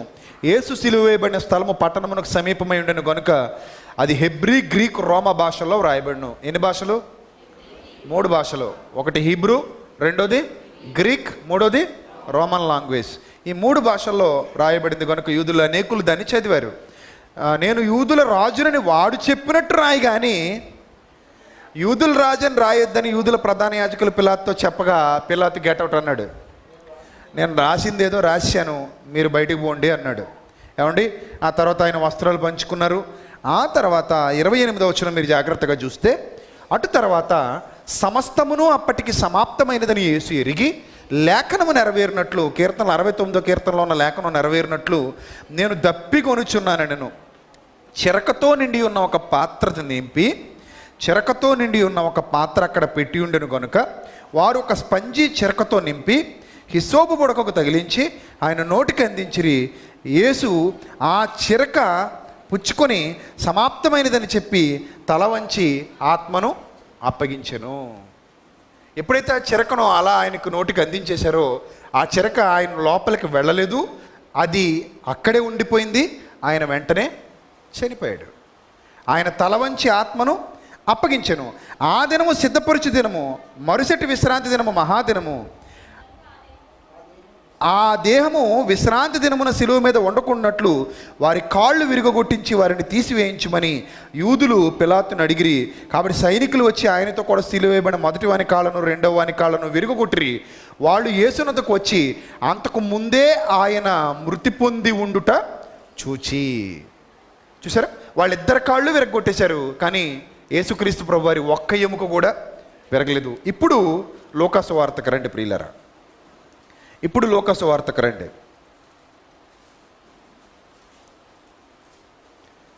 23వ అధ్యాయము 39వ వచనం. 23వ అధ్యాయము 39వ వచనం. వేలాడవేయబడిన నేరస్తుల్లో ఒకడు ఆయనను దూషించుచు నీవు క్రీస్తువు కదా, ఒక్కడు ఆయనను దూషించుచు నీవు క్రీస్తువు కదా, నిన్ను నీవు రక్షించుకొనుము, మమ్మును కూడా రక్షించుమని చెప్పెను. అయితే రెండవ వాడు వాడిని గద్దించి, నీవు అదే శిక్షా విధిలో ఉన్నావు గనుక దేవునికి భయపడవా? మనకైతే ఇది న్యాయమే, మనము చేసిన వాటికి తగిన ఫలము పొందుచున్నాము కానీ ఈయన ఏ తప్పిదమును చేయలేదని చెప్పి ఆయనను చూచి ఫైనల్గా మాట్లాడుతున్నాడు. పరీక్షింపబడ్డాడు, పరీక్షలో గెలిచాడు. పరీక్షింపబడ్డాడు, పరీక్షలో గెలిచాడు. పరీక్షలో గెలిచి ఏమని మాట్లాడుతున్నాడు చూడండి. యేసు, నీవు నీ రాజ్యములోనికి వచ్చినప్పుడు, అక్కడ పుట్నోట్లో ఏమనుందంటే, పుట్నోట్లో నీ రాజ్యముతో వచ్చినప్పుడు అనే మాట వ్రాయబడింది. జాగ్రత్తగా చూడండి. నీవు నీ రాజ్యములోనికి వచ్చినప్పుడు నన్ను జ్ఞాపకము చేసుకొనమనను. అందుకు ఆయన వానితో, నేడు నీవు నాతో కూడా పరదైసులో ఉందువని నిశ్చయముగా నీతో చెప్పుచున్నాను నేను. చూసారా, ఉదయం 9 గంటల నుంచి సాయంత్రం 3 గంటల వరకు పరీక్షకు 2 దొంగలు నిలబడ్డారు. ఆ 2 దొంగలు పరీక్ష జరుగుతూనే ఉంది. ఒకడు ఫెయిల్ అయిపోయాడు, ఒకడు మాత్రం ఏమయ్యాడు? పాస్ అవుతున్నాడు. ఈ పాస్ అయ్యేవాడు జరిగినటువంటి సందర్భాలన్నిటిని క్షుణ్ణంగా పరిశీలన చేశాడు. వినబడుతున్న ప్రతి మాటను స్వీకరించాడు. యేసుక్రీస్తును దేవుని కుమారుడు అనే కోణంలో చూశాడు. ఈ దేవుని కుమారుడు సర్వశ్రేష్ఠుడు, ఇంత గొప్పవాడు, ఇలాంటి మరణాన్ని ఎందుకు రుచి చూస్తున్నాడు? ఆయన మాటలు ఇంత శక్తివంతంగా ఎందుకున్నాయి? ఈయన మాటలు ఇంతమందిని ప్రభావితం చేసే, ఇంతమందిని రక్షించాడు తప్ప ఎవరిని ఏనాడు నాలాగా భక్షించలేదు అంటే ఇతడు నిజంగా దేవుని కుమారుడే, ఇతడు నిజంగా దేవుని కుమారుడే అని అనుకున్నాడు. అలా అనుకుని యేసుక్రీస్తు ప్రభువును ఒకడు అడగలేకపోయాడు, ఇంకొకడు అడుగుతున్నాడు. ఒకడేమో నువ్వు క్రీస్తువు కదా అని తెలుసుకున్నాడు, క్రీస్తుని తెలుసుకున్నాడు. క్రీస్తు అని తెలుసుకొని ఆయన్ని చేరుకోలేకపోయాడు. అసలు క్రీస్తుని తెలుసుకోవడమే గొప్ప విషయం కదా. క్రీస్తుని తెలుసుకోవడం గొప్ప విషయం కదా, చాలా గొప్ప విషయం. మనం కూడా క్రీస్తుని ఏం చేసాం? తెలుసుకున్నాం. చాలామంది అతన్ని క్రీస్తుని గుర్తించలేకపోయారు, క్రీస్తుని నమ్మలేదు, మెస్సియా అని చాలామంది నమ్మలేదు. మీకు ఒక విషయం చెప్పమంటారా? ఎప్పటికీ యూదులు మెస్సియాను, యేసుక్రీస్తుని మెస్సియాగా అంగీకరించరు. వాళ్ళు ఎప్పటికీ, నేను మొన్న ఇజ్రాయేల్ వెళ్ళినప్పుడు ఏడుపుల గోడ అనేది ఒకటి ఉంటుంది. ఆ ఏడుపుల గోడ దగ్గర తల ఆ గోడకేసి బాదుకుంటూ ఏడుస్తూ ప్రార్థన చేస్తారు. ఏమన్నా తెలుసా? అయ్యా యేసుక్రీస్తుని పంపించు అని, మెస్సియాని పంపించు తండ్రి అని ప్రార్థన చేస్తారు వాళ్ళు. ఆల్రెడీ మెస్సియా వచ్చి ఎన్ని సంవత్సరాలు అవుతుంది? 2000 సంవత్సరాలు అవుతుంది. ఇప్పటికీ వాళ్ళు మెస్సియాని నమ్మట్లేదు ప్రియులారా. ఆయన మెస్సియాగా నమ్మట్లేదు. నమ్మక మెస్సియాను పంపించు, మెస్సియాను పంపించు అని ప్రార్థన చేస్తున్నారు. మెస్సియాను పంపించమని ప్రార్థన చేస్తున్నారు. ఏమండి, ఇప్పుడు ఇతను మెస్సియాను గుర్తించాడు. ఒక దొంగ, ఈ దొంగ మెస్సియాను గుర్తించి ఏమంటున్నాడు? నీవు క్రీస్తువు కదా, నిన్ను నీవు రక్షించుకొనుము, మమ్మును కూడా రక్షించుమని చెప్పాను. అప్పుడు రెండో వాడు ఎంటర్ అవుతున్నాడు.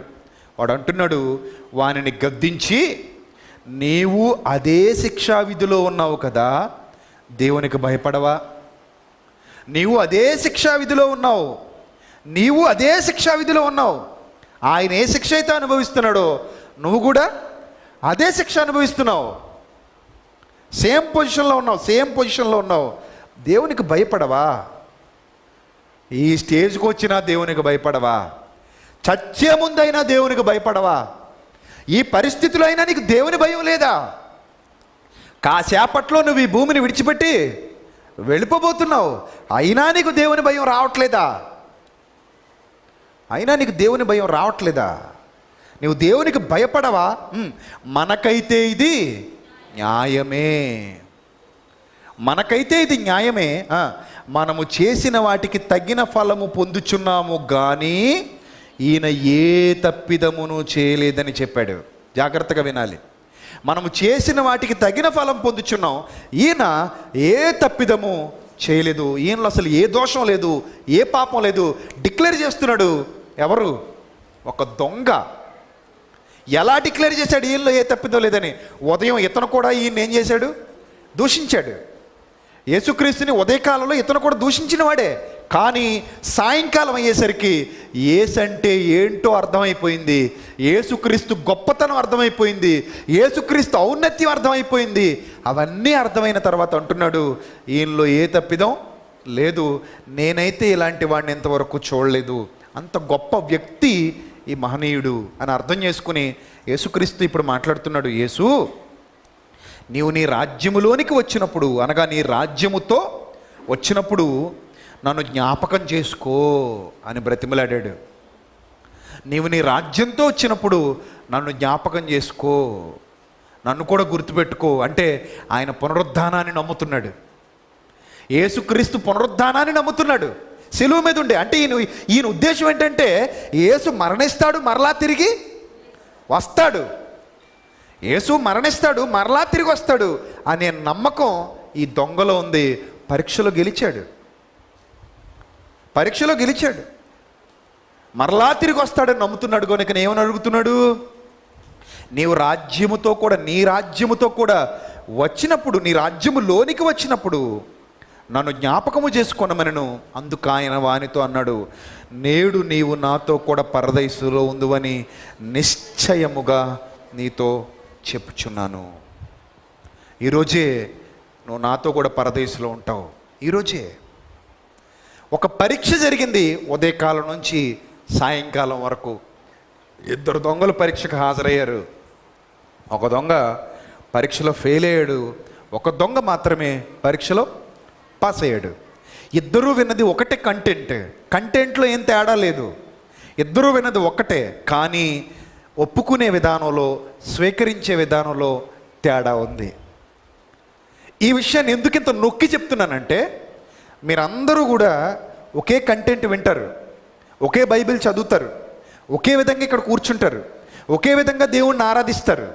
కానీ మీ హృదయంలో నాటుకునే దేవుని మాటల విషయంలో ఒక్కొక్కరి స్పందన ఒక్కో విధంగా ఉంటుంది. అవునా కాదా? ఒక్కొక్కరి స్పందన ఒక్కో విధంగా ఉంటుంది. ఒకే వాక్యాన్ని ఇద్దరు ఒకేసారి వినొచ్చు, కానీ ఒకరు ఒకలా స్పందించవచ్చు, ఒకరు మరోలా స్పందించవచ్చు. ఒకరి స్పందన ఒకలా, ఒకరి స్పందన మరోలా. ఈ స్పందనను బట్టి మనం తీసుకునే నిర్ణయాలు ఆధారపడి ఉంటాయి ప్రియులరా. ఇప్పుడు గొప్ప వాక్యం వినేసిన తర్వాత ఒకడు మారుతున్నాడు, ఒకడు ఎందుకు మారట్లేదు అంటే వాడి హృదయంలో ఈ వాక్యానికి చోటు లేదు గనుక. ఒకడు సత్యం తెలుసుకుంటున్నాడు, ఒకడు ఎందుకు సత్యం తెలుసుకోలేకపోతున్నాడు అంటే వాడు స్వీకరించే విధానంలో తేడా ఉంది గనుక. ఒకడికి భయం పుడుతుంది దేవుని వాక్యం వింటుంటే, మరొకడికి భయం పుట్టట్లేదంటే వాడి హృదయం ఆ వాక్యాన్ని పట్టుకుంది గనుక. సో ఇదే విధంగా మీరు జాగ్రత్తగా ఆలోచన చేస్తే ప్రియులరా, ఈరోజు మీరు కూడా పరీక్షకు నిలబడుతున్నారు. మిమ్మల్ని కూడా దేవుడు పరీక్షిస్తున్నాడు. పరీక్ష లేకుండా మనం పరలోకానికి వెళ్ళాం. పరీక్ష లేకుండా మనం అసలు పరలోకంలో అడుగే పెట్టాం. నా జీవితంలో పరీక్షలు జరుగుతాయి, నీ జీవితంలో పరీక్షలు ఎదురవుతాయి. ప్రతి క్షణం దేవుడు నిన్ను పరీక్షిస్తూనే ఉంటాడు. ఈ కోణంలో నువ్వు బైబిల్ చదివితే నీకు చాలా చరిత్రలు కనబడతాయి, దేవుడు పరీక్షించిన చరిత్రలు. అరే ఎంతమందిని పరీక్షించాడా, ఇన్ని విధాలుగా పరీక్షించాడా అని నువ్వు అనుకుంటావు. దేవుడు ఎవరిని విడిచిపెట్టలేదు. చివరికి యేసుక్రీస్తు కూడా పరీక్ష పాస్ అయిన తర్వాతే ఎక్కడికి వెళ్ళాడు? పరలోకానికి వెళ్ళాడు. ఇంకెంతకంటే ఏం కావాలి మీకు? సాక్షాత్తు దేవుని ప్రియకుమారుడైన యేసుక్రీస్తు ప్రభువే పరీక్షలో పాస్ అయ్యి ఎక్కడికి వెళ్ళాడు? పరలోకానికి వెళ్ళాడు. ఆయనే పరీక్షలో పాస్ అయ్యి పరలోకానికి వెళితే మనం పాస్ కాకుండా పరలోకానికి వెళ్ళిపోతామో చెప్పండి? పరీక్ష లేకుండా పరలోకానికి వెళ్ళిపోతామో చెప్పండి? ఈరోజు క్రైస్తవ సమాజానికి ఈ విషయాలే అర్థం కావట్లేదండి. అసలు పరీక్షలో ఉన్నాం అన్నవాడు భయంగా ఉంటాడండి. పరీక్ష లేదనుకున్నాడు. స్కూల్కి వెళ్ళే పిల్లల్ని చూడండి, పరీక్షల టైంలో ఎలా ఉంటారో చూడండి, మామూలు టైంలో ఎలా ఉంటారో చూడండి. పరీక్షల టైంలో భయంగా ఉంటారు. ఎందుకంటే చితకొడతారని, పాస్ అవ్వకపోతే ఇంట్లో వాళ్ళు, టీచర్లు తిడతారని, ఏదో తెలియని భయం ఉంటుంది. ఏదో విధంగా పాస్ అవ్వాలన్న కసి ఉంటుంది, చదువుతారు. పరీక్షలు లేని బడులు ఊహించగలరా ఎలా ఉంటాయో? ఎగ్జామ్స్ లేని బడులు, ఎగ్జామ్స్ లేని ఉద్యోగాలు ఊహించగలరా? ఎగ్జామ్స్ లేకుండా లాటరీ పద్ధతిలో పాస్ చేశారనుకోండి, ఎగ్జామ్స్ లేకుండా ఉద్యోగాలు ఇచ్చేసారనుకోండి, ఎవడు పడితే వాడు ఉద్యోగానికి వెళ్ళిపోతాడు, ఎవడు పడితే వాడు బడికి వెళ్ళి వచ్చేస్తుంటాడు. భయం ఏమి ఉండదు, ఏమీ ఉండదు. అదే పరీక్ష ఉంది అని గుర్తెరిగిన నాడు చాలా జాగ్రత్తగా ఉంటాడు, ఆచితూచి అడుగులు వేస్తాడు. అమ్మో నేను పరీక్ష రాయాలి, పరీక్షలో పాస్ అవ్వాలి, ఖచ్చితంగా ర్యాంక్ సాధించాలి, నేను అనుకున్నది సాధించాలి అని అనుకుంటాడు. పరీక్షలో విజయం ఉంది, పరీక్ష లేనప్పుడు విజయమే లేదు. ఈరోజు దేవుడు నిన్ను నన్ను కూడా పరీక్షిస్తున్నాడు. నా పిల్లలు ఎలా రియాక్ట్ అవుతారు, ఏ విషయంలో ఎలా ఉంటారు, ఏ విషయంలో ఎలాంటి నిర్ణయాలు తీసుకుంటారు, నేను ఇది నా పిల్లల ముందుకు పంపిస్తే వాళ్ళు దాన్ని ఎలా స్వీకరిస్తారు, ఇది నా పిల్లల ముందు పెడితే దానికి వాళ్ళు ఎలా రియాక్ట్ అవుతారు, వీళ్ళకి అసలు పరలోకం రావాలని ఉందా లేదా, ఈ లోకంలోనే ఉండిపోవాలని ఉందా, మరణం తర్వాత వీళ్ళకి జీవితం ఉందన్న ఆలోచన ఉందా లేదా, మరణానంతర జీవితాన్ని పొందుకోవటానికి నా పిల్లలు ప్రయాసపడుతున్నారా లేదా, లేక ఈ లోకపు జీవితం కోసమే అహర్నిశలు శ్రమిస్తున్నారా? ఇలా దేవుడు మనల్ని నిత్యము పరీక్షిస్తూనే ఉంటాడు ప్రియులారా, నిత్యము పరీక్షిస్తాడు. ఈ పరీక్షలో గెలిస్తేనే మనం ఎక్కడికి వెళ్తాం? పరలోకం వెళ్తాం. ఇద్దరూ వినేది ఒకటే, కానీ ఒక దొంగ ఓడిపోయాడు. చివరి క్షణాల్లో వచ్చిన అవకాశాన్ని పాడు చేసుకున్నాడు. మనకు అవకాశం వచ్చింది, దాన్ని కూడా మనం పాడు చేసుకుంటే అరే మనం నరకానికి వెళ్ళాక ఏమని ఫీల్ అవుతాం తెలుసా? నరకానికి వెళ్ళాక అబ్బా నేను సంఘానికి వెళ్ళేదాన్ని, సంఘానికి వెళ్ళేవాడిని, ఎన్నో విలువైన వాక్యాలు విన్నాను, సహవాసంలో ఉన్నాను, అయినా కూడా ఎందుకో మూర్ఖత్వంగా నేను ఈ అవకాశాన్ని వదులుకొని మరలా లోకం వైపు చూశాను, దేవుని వాక్యానికి భిన్నంగా ప్రవర్తించాను, లోకానికి దగ్గరైపోయాను, ఎందుకు నేను ఇలాంటి పిచ్చి పని చేశాను అని మనకు మనమే కృంగి ఏడ్చేటువంటి దినాల్లోనికి వెళ్ళిపోతాం ప్రియులారా. అది కూడా బైబిల్లోనే ఉంది. చూడండి, సామెతల గ్రంథం, సామెతల గ్రంథంలో ఈ మాట చూస్తే ప్రతివాడు కూడా అయ్యో నేను ఎందుకు ఇలా చేశాను అనొకనొక దినాన అనుకుంటాడు, ఒకానొక దినాన పాతాళంలో బాధపడతాడు అనే విషయాన్ని ఆత్మ సంబంధమైన అర్థాలతో చాలా చక్కగా దేవుడు వ్రాయించాడండి. అంటే చేతులు కాలిన తర్వాత ఆకులు పట్టుకునే వాళ్ళ నైజాన్ని వివరిస్తూ నువ్వు పాతాళానికి వెళ్ళిపోయిన తర్వాత కూడా సిచ్యువేషన్ ఎలాగే ఉంటుంది అని నీకు తెలియజేయటం కోసం వ్రాయబడినటువంటి మాట. సామెతల గ్రంథం 5వ అధ్యాయం 12వ వచనం నుంచి చూద్దాం. సామెతల గ్రంథం 5వ అధ్యాయం 12వ వచనం. ఇదే మాటలు మనం పాతాళానికి వెళ్ళినప్పుడు రిపీట్ అవుతాయి, మన హృదయంలోనికి ఇవే వస్తాయి. చూడండి ఏమనుందో సామెతలు 5:12. అయ్యో ఉపదేశము నేను ఎట్లు త్రోసివేసి తిని, నా హృదయము గద్దింపునెట్లు తృణీకరించెను, నా బోధకుల మాట నేను వినకపోతిని, నా ఉపదేశకులకు నేను చెవి యొగ్గలేదు, నేను సమాజ సంఘముల మధ్య నుండినను. ఎక్కడున్నామట మనం? ఎక్కడున్నామండి? సమాజ సంఘముల మధ్య నుండినను నేను సమాజ సంఘముల మధ్య నుండినను ప్రతి విధమైన దౌష్ట్యమునకు లోబడుటకు కొంచెమే ఎడమాయను. చూసారా, నేను సమాజ సంఘముల మధ్య నుండినను ఏమైంది, కొంచెమే ఎడమాయను అని నీవు చెప్పుకొనుచు మూలుగుచు ఉందువు. ఎంతకాలం ఇది? అలా మూలుగుతూ ఉండడం ఎంతకాలం చెప్పండి? శాశ్వత కాలం ప్రియులారా. అందుకే మన జీవితం మనకున్న పరీక్ష సమయం. ఈ జీవితంలో ఆ పరీక్షను గెలిచి ముందుకు వెళ్ళిపోవటం పరలోకానికి మనం తీసుకున్నటువంటి గొప్ప నిర్ణయం. ఈ పరీక్షా కాలంలో నీకు చాలా చాలా చాలా ఎదురవుతూ ఉంటాయి.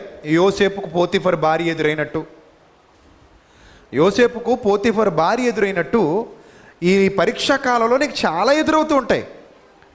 స్వీకరిస్తే ఫెయిల్ అవుతావు, స్వీకరించకపోతే పాస్ అవుతావు. లోకానికి లొంగిపోతే ఫెయిల్ అవుతావు, లోకానికి లొంగకపోతే పాస్ అవుతావు.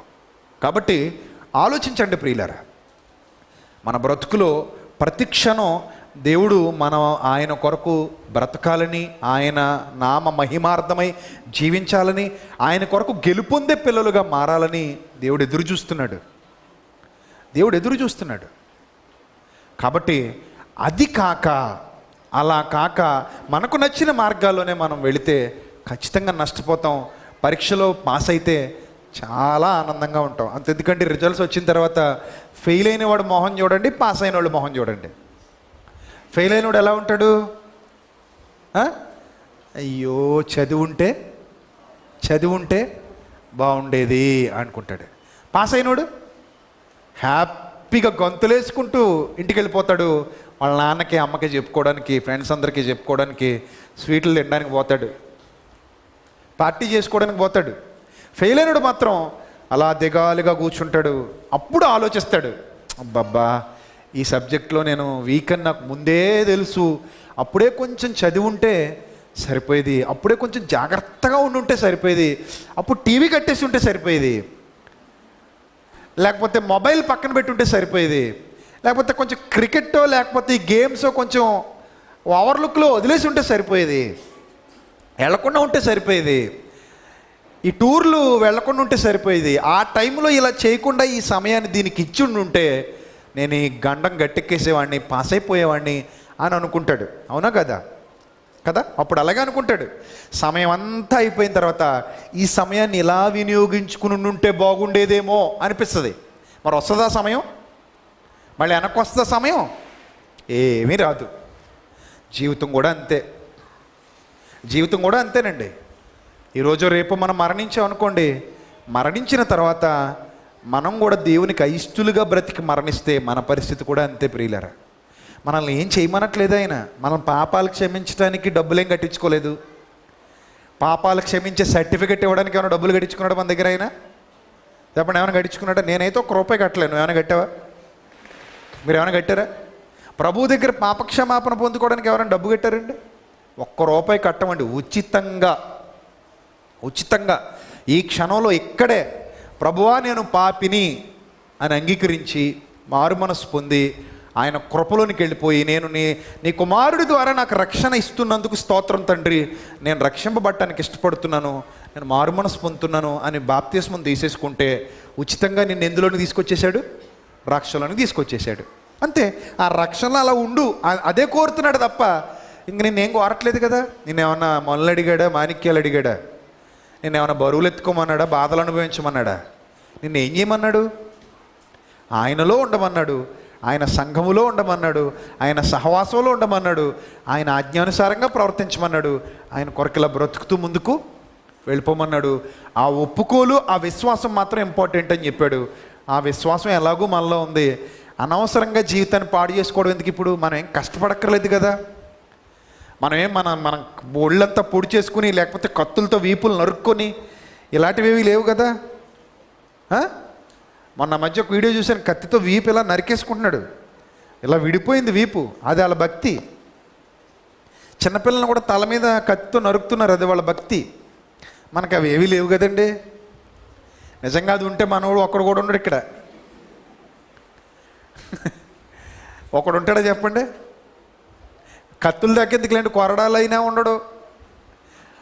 ప్రార్థన చేసే ప్రతివాడు 15 కొరడా దెబ్బలు తినాలి వారం అన్నాడు అనుకోండి, 15 ఎందుకు బాబు, ఒకటి తినడమే కష్టం. మనకు అలాంటివి ఏమీ లేవు కదండి. శరీరాన్ని నొప్పించేవి లేవు, బాధించేవి లేవు, ఏమీ లేవు. హాయిగా ఆనందంగా దేవుని కోసం బ్రతకడానికి ఏంటంటే నొప్పి? మనకేంటంటే ఇది వదిలేసి మరలా లోకం వైపుకి వెళ్ళి ఆ తుచ్చమైన అభిలాషలన్నీ నెరవేర్చుకుని ఆ పాపాలే చేయాలన్న కోరికలు మాత్రం సాతాను పుట్టిస్తుంటాడు. అవి ఆపుకుంటే చాలు, ఇంకేం అక్కర్లేదు. ఈ సత్యవాక్యాన్ని నేర్చుకుంటూ, జ్ఞానాన్ని నేర్చుకుంటూ, ఆ జ్ఞానం లోతుల్లోనికి వెళుతూ, అందులో ఉన్న సందర్భాలన్నింటినీ అన్వేషిస్తూ, అర్థం చేసుకుంటూ, సంఘంలో సహవాసంలో నిరీక్షణతో పరలోకం కొరకు ఎదురు చూస్తూ ఈ జీవితాన్ని ముందు కొనసాగిస్తూ వెళ్ళిపోతే ఇంకెంతకంటే కావాల్సిందేముంది ప్రియులారా? ప్రభు కార్యాభివృద్ధి అందు ఆసక్తులుగా ప్రభువులో వర్ధిల్లుతూ ప్రభు కొరకు బ్రతికితే అంతకంటే కావాల్సిందేముంది? ఇది కూడా చాలామందికి ఏమైపోతుంది ఈ రోజుల్లో? నొప్పి. ఇది కూడా నొప్పిగా ఉందండి. దేవుని మాటలు వినడానికి రావడం నొప్పి, దేవుని వాక్యం కోసం వచ్చి కూర్చోవడం నొప్పి, ఎక్కువ సమయం దేవునితో గడపటం నొప్పి, బైబిల్ నేర్చుకోవటం నొప్పి, బైబిల్ చదవటం నొప్పి, ప్రార్థన చేయటం నొప్పి. ఎంత ఘోరం ప్రియులారా ఇది, ఆలోచించండి. కాబట్టి పరీక్షలో గెలవడం అనేది చాలా ఈజీ, కానీ మనం ఏ సంకెళ్ళు అయితే వేసుకుంటామో ఆ సంకెళ్ళ వల్ల మనకి అది కష్టంగా అనిపిస్తుంది. పరీక్షలో పాస్ అవ్వకుండా ఎవ్వడూ పరలోకానికి వెళ్ళడు అనేది మాత్రం పక్కా గుర్తుపెట్టుకోండి. ఇప్పుడు మనందరికీ ఏం జరుగుతుంది? పరీక్ష జరుగుతుంది. పాస్ ఆర్ ఫెయిల్ అనేది నీ చేతుల్లోనే ఉంది. నువ్వు కరెక్ట్గా ఇలాగే నిలబడిపోతే పాస్, లేదు నేను అడ్డదారులు దొక్కుతానంటే ఫెయిల్. నేను అడ్డదారులు దొక్కుతాను, మళ్ళీ ఆ అడ్డదారులు కూడా మనకు తెలియని కొత్త అడ్డదారులు ఏం కాదు, ఆల్రెడీ ఇంతకుముందు తొక్కొచ్చినవే. అర్థమైందా? ఇప్పుడు మళ్ళీ నువ్వు తొక్కాలనుకుంటున్న అడ్డదారులు ఏవైతే ఉన్నాయో కొత్త అడ్డదారులు కాదు, కొత్తగా ఉండే అడ్డదారులు కాదు. ఇంతకుముందు ఒకసారి అలాంటివన్నీ తొక్కొచ్చావు, కాళ్ళు కడుక్కుని ఇక్కడికి వచ్చావు. ఇప్పుడు మళ్ళీ వెళ్ళి తొక్కుతానంటే ఆ చేతులారా రక్షణ ఏం చేసుకుంటావు? నువ్వు పాడు చేసుకుంటావు. తొక్కమని మాత్రం సాతాను ప్రేరేపిస్తూ ఉంటాడు, అది ఖచ్చితం, డైలీ జరగవచ్చు. అది తొక్కమని సాతాను నిన్ను ప్రేరేపిస్తూనే ఉంటాడు, కానీ తొక్కకుండా నిలబడుపు అంతే.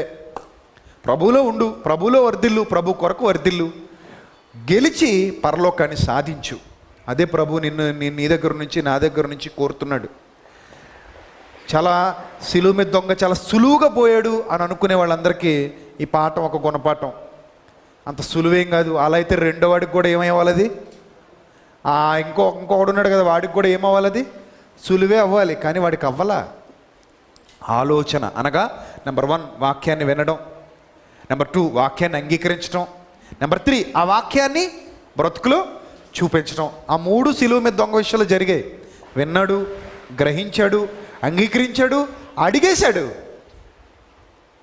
అడిగేశాడు ప్రభువా నీవు నీ రాజ్యంతో కూడా వచ్చినప్పుడు నన్ను జ్ఞాపకం చేసుకో, నాకు ఆ రాజ్యం కావాలి అని కోరుకున్నాడు. ఇక భూమి మీదకి వచ్చి బ్రతికి ఏదో చేసి వెళ్ళటానికి అతనికి అవకాశం ఉందా? లేదు. ఎందుకంటే లాస్ట్ స్థితిలో ఉన్నాడు. కాసేపట్లో అతను ఏమైపోతున్నాడు? చచ్చిపోబోతున్నాడు. ఇంకొకళ్ళకి డౌట్ రావచ్చు, మరి అతను బాప్తిజం పొందలేదు కదండి అని అనొచ్చు. అప్పటికింకా ప్రభువు వలన ఆజ్ఞాపింపబడిన బాప్తిస్మం అనేది అమల్లోనికి రాలేదు. అర్థమవుతుందా? ప్రభు ఆజ్ఞాపించిన బాప్తిస్మం ఇంకా అమల్లోనికి అప్పటికి రాలేదు. బాప్తిస్మం ఎప్పుడు అమల్లోకి వచ్చింది? ప్రభు మరణించి తిరిగి లేచాక. ఎవరికి చెప్పారు? శిష్యులకు చెప్తున్నారు. మీరు వెళ్ళండి, ఈ మాట అందరికీ ప్రకటించండి, నమ్మి బాప్తిస్మం పొందినవాడు రక్షింపబడతాడు, నమ్మని వానికి శిక్ష. అంటే ఇప్పుడు శిలువ మీద ఉన్న దొంగ టైములో ఏం లేదు? యేసుక్రీస్తు ప్రభువారు ఆజ్ఞాపించిన బాప్తిస్మం లేదు. యోహాను యూదులకు ఇచ్చే బాప్తిస్మం ఉంది. ఆ బాప్తిస్మం వేరు, ఈ బాప్తిస్మం వేరు, రెండు ఒకటి కాదు. యోహాను యూదులకు ఇచ్చిన బాప్తిస్మం కేవలం ధర్మశాస్త్ర సంబంధమైనదే, ఎందుకంటే అతను ధర్మశాస్త్ర సంబంధమైన ప్రవక్త. యేసుక్రీస్తు ఇచ్చిన బాప్తిస్మం అందరికీ సంబంధించింది. యోహాను ఇచ్చిన బాప్తిస్మం కేవలం ఇశ్రాయేలీయులకు మాత్రమే ఇచ్చినది. అర్థమవుతుందా? వాళ్ళు ఇశ్రాయేలీయులు మాత్రమే ఆ టైంలో బాప్తిస్మం తీసుకున్నారు. యోహాను ఇశ్రాయేలీయుల మధ్యలో ప్రవక్తగా పుట్టినవాడు కనుక. సో యోహాను బాప్తిస్మం వేరు, యేసుక్రీస్తు ప్రభు వారి ద్వారా ఆజ్ఞాపింపబడిన బాప్తిస్మం వేరు, రెండు ఒకటి కావు. ఇప్పుడు సిలువ మీద ఉన్న దొంగ బాప్తిస్మం ఎందుకు పొందలేదండి, నేను పొందనండి అనకూడదు. ఎందుకంటే ఆ టైం వేరు, ఈ టైము వేరు. ఆ టైంలో ఉన్నాడు కాబట్టి, అప్పటికి అది లేదు కాబట్టి అతను పొందాల్సిన అవసరత లేదు. ఈ టైంలో మనం ఉన్నాం కాబట్టి, ఇప్పుడు అది అమల్లో ఉంది కాబట్టి ఇప్పుడు పొందాల్సిన అవసరత ఉంది. దానికి దీనికి ఉన్న తేడా, అది ఆ వ్యత్యాసం మీరు గమనించాలి ప్రియులారా. అర్థమవుతుందా? ఇంతకీ ఇక్కడ ఇంకో విషయం ఏంటంటే, ఆ బందిపోటు దొంగ యూదుడో కాదో కూడా తెలీదు. అసలు అతను యూదుడో కాదో బైబిల్ వివరించలేదు. బందిపోటు దొంగలు అని ఉన్నదంతే. అతడు ఇంకో జాతివాడు ఎవడైనా అయితే అయ్యుండొచ్చు కూడా. సో ఎవడనేది మనకు క్లారిటీ లేదు. కానీ అతడు మారాడు, అతడు పరీక్షింపబడ్డాడు. ఆ పరీక్షలో అతడు గెలిచాడు. గెలిచి పరలోకానికి వెళ్ళిపోయాడు, అనగా పరదేశుకు వెళ్ళిపోయాడు. పరలోకానికి సీటు సంపాదించుకున్నాడు, కన్ఫర్మ్ చేసుకున్నాడు. కాబట్టి ప్రియులారా, చిన్న జీవితం, దేవుని కొరకు బ్రతికినా ఈ జీవితంలోనే, దేవుని కొరకు బ్రతకకపోయినా ఈ జీవితంలోనే, ఆయన వాక్యాన్ని స్వీకరించినా ఈ జీవితంలోనే, ఆయన వాక్యాన్ని స్వీకరించకపోయినా ఈ జీవితంలోనే, పాపం చేసినా ఈ జీవితంలోనే, ప్రభు కొరకు పరిశుద్ధంగా బ్రతికినా ఈ జీవితంలోనే. మంచి నిర్ణయం తీసుకోండి. ఎటెళ్ళినా మీ ఇష్టమే.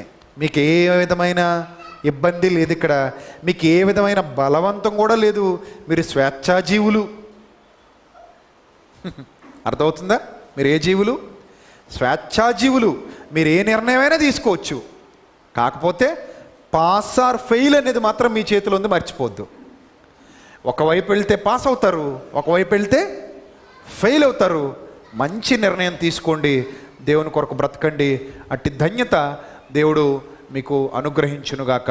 తలలు వంచండి. వచ్చే వారం మరో పరీక్ష గురించి మాట్లాడుకుందాం, ప్రార్థన చేసుకుందాం. క్రీస్తునందు మమ్మల్ని అతి మిక్కిలిగా ప్రేమించిన మా ప్రియ పరలోకపు తండ్రి, ఇప్పటి వరకు విలువైన మీ జ్ఞానాన్ని మీ పిల్లలకు ఉపదేశించడానికి మీరు సహాయం చేసినందుకు స్తోత్రం ప్రభువా.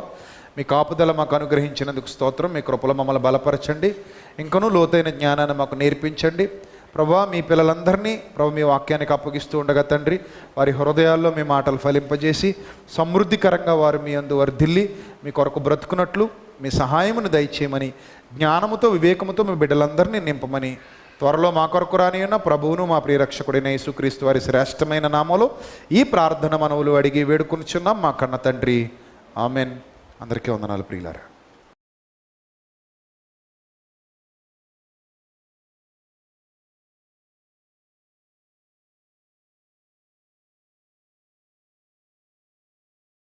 లైవ్లో ఒక తమ్ముడు 2-3 సార్లు ఈ ప్రశ్న అడిగాడట.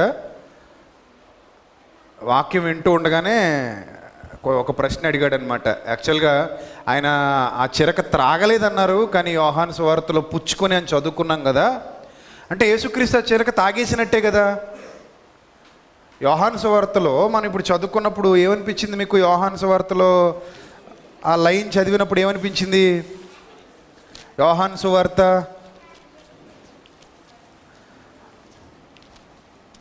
19వ అధ్యాయము 28వ వచనం. అటు తర్వాత ఆ సమస్తము అప్పటికి సమాప్తమైనదని యేసు ఎరిగి లేఖనం నెరవేరినట్లు నేను దప్పికొనుచున్నానని, నువ్వు చిరకతో నిండి ఉన్న ఒక పాత్ర అక్కడ పెట్టి ఉండను గనుక వారొక స్పంజి చిరకతో నింపి హిస్సోపు పొడకొక తగిలించి ఆయన నోటికి అందించిరి. యేసు ఆ చిరక పుచ్చుకొని సమాప్తమైనదని చెప్పి తలవంచి ఆత్మను అప్పగించినట్టే, పుచ్చుకున్నాడంటే తాగేసినట్టే కదా. మీరేంటి ఆ చిరక తాగలేదని చెప్పారు అని ఒక సహోదరుడు ఆల్రెడీ మెసేజ్ చేసి, అంటే నాకు కన్ఫ్యూజ్ అయిపోతున్నాను అన్న, ఎంతవరకు ఓకే కానీ నాకు ఎందుకో ఇది కరెక్ట్గా అనిపించలేదన్నా అని కన్ఫ్యూజ్ అయిపోయాడు. సో మీలో ఎవరైనా కూడా అలా కన్ఫ్యూజ్ అయిపోయి ఇలా మెసేజ్లు పెట్టేస్తారేమో అని మరలా నేను ఒక మాట చెప్పేసి కూర్చుందాం అన్నట్టుగా మరలా తీసుకున్నాను అనమాట. Actually right. మత్తయి సువార్త. ఇంతకీ యేసుక్రీస్తు ప్రభు వారు ఆ మద్యాన్ని సేవించారా? మత్తయి సువార్త 27వ అధ్యాయం. మత్తయి సువార్త 27వ అధ్యాయం 33. వారు కపాల స్థలమును అర్థమిచ్చి గొల్గొతా అనబడిన చోటికి వచ్చి చేదు కలిపిన ద్రాక్షారసమును ఆయనకు త్రాగనిచ్చిరి, కానీ ఆయన దానిని రుచి చూచి తాగనొల్లకపోయెను. చూసారా? రుచి చూడగానే ఆయన దాన్ని ఏం చేయలేదు, తాగలేదు, బయటకు వదిలేశారు. వెంటనే చనిపోయారు ఆయన. కాబట్టి యేసుక్రీస్తు ప్రభు తాగలేదు. మార్క్స్ వార్త 15వ అధ్యాయము 23వ వచనం కూడా చూద్దాం. మార్క్స్ వార్త 15వ అధ్యాయము 23వ వచనం. అంతటా బోళము కలిపిన ద్రాక్షారసం ఆయనకిచ్చిరి, కానీ ఆయన దాన్ని పుచ్చుకొనలేదు. పుచ్చుకొనలేదంటే అర్థం ఏంటి? లోపలికి రానివ్వలేదని. మరి పుచ్చుకొనలేదంటే మరి అక్కడ పుచ్చుకొని అప్పగించడం ఉంది కదా అని అనొచ్చు. పుచ్చుకొనలేదు అంటే అర్థం ఏంటి? గొంతు దిగలేదు, జస్ట్ టేస్ట్ చూసి అదనమాట. అర్థమైందా? Right, thank you.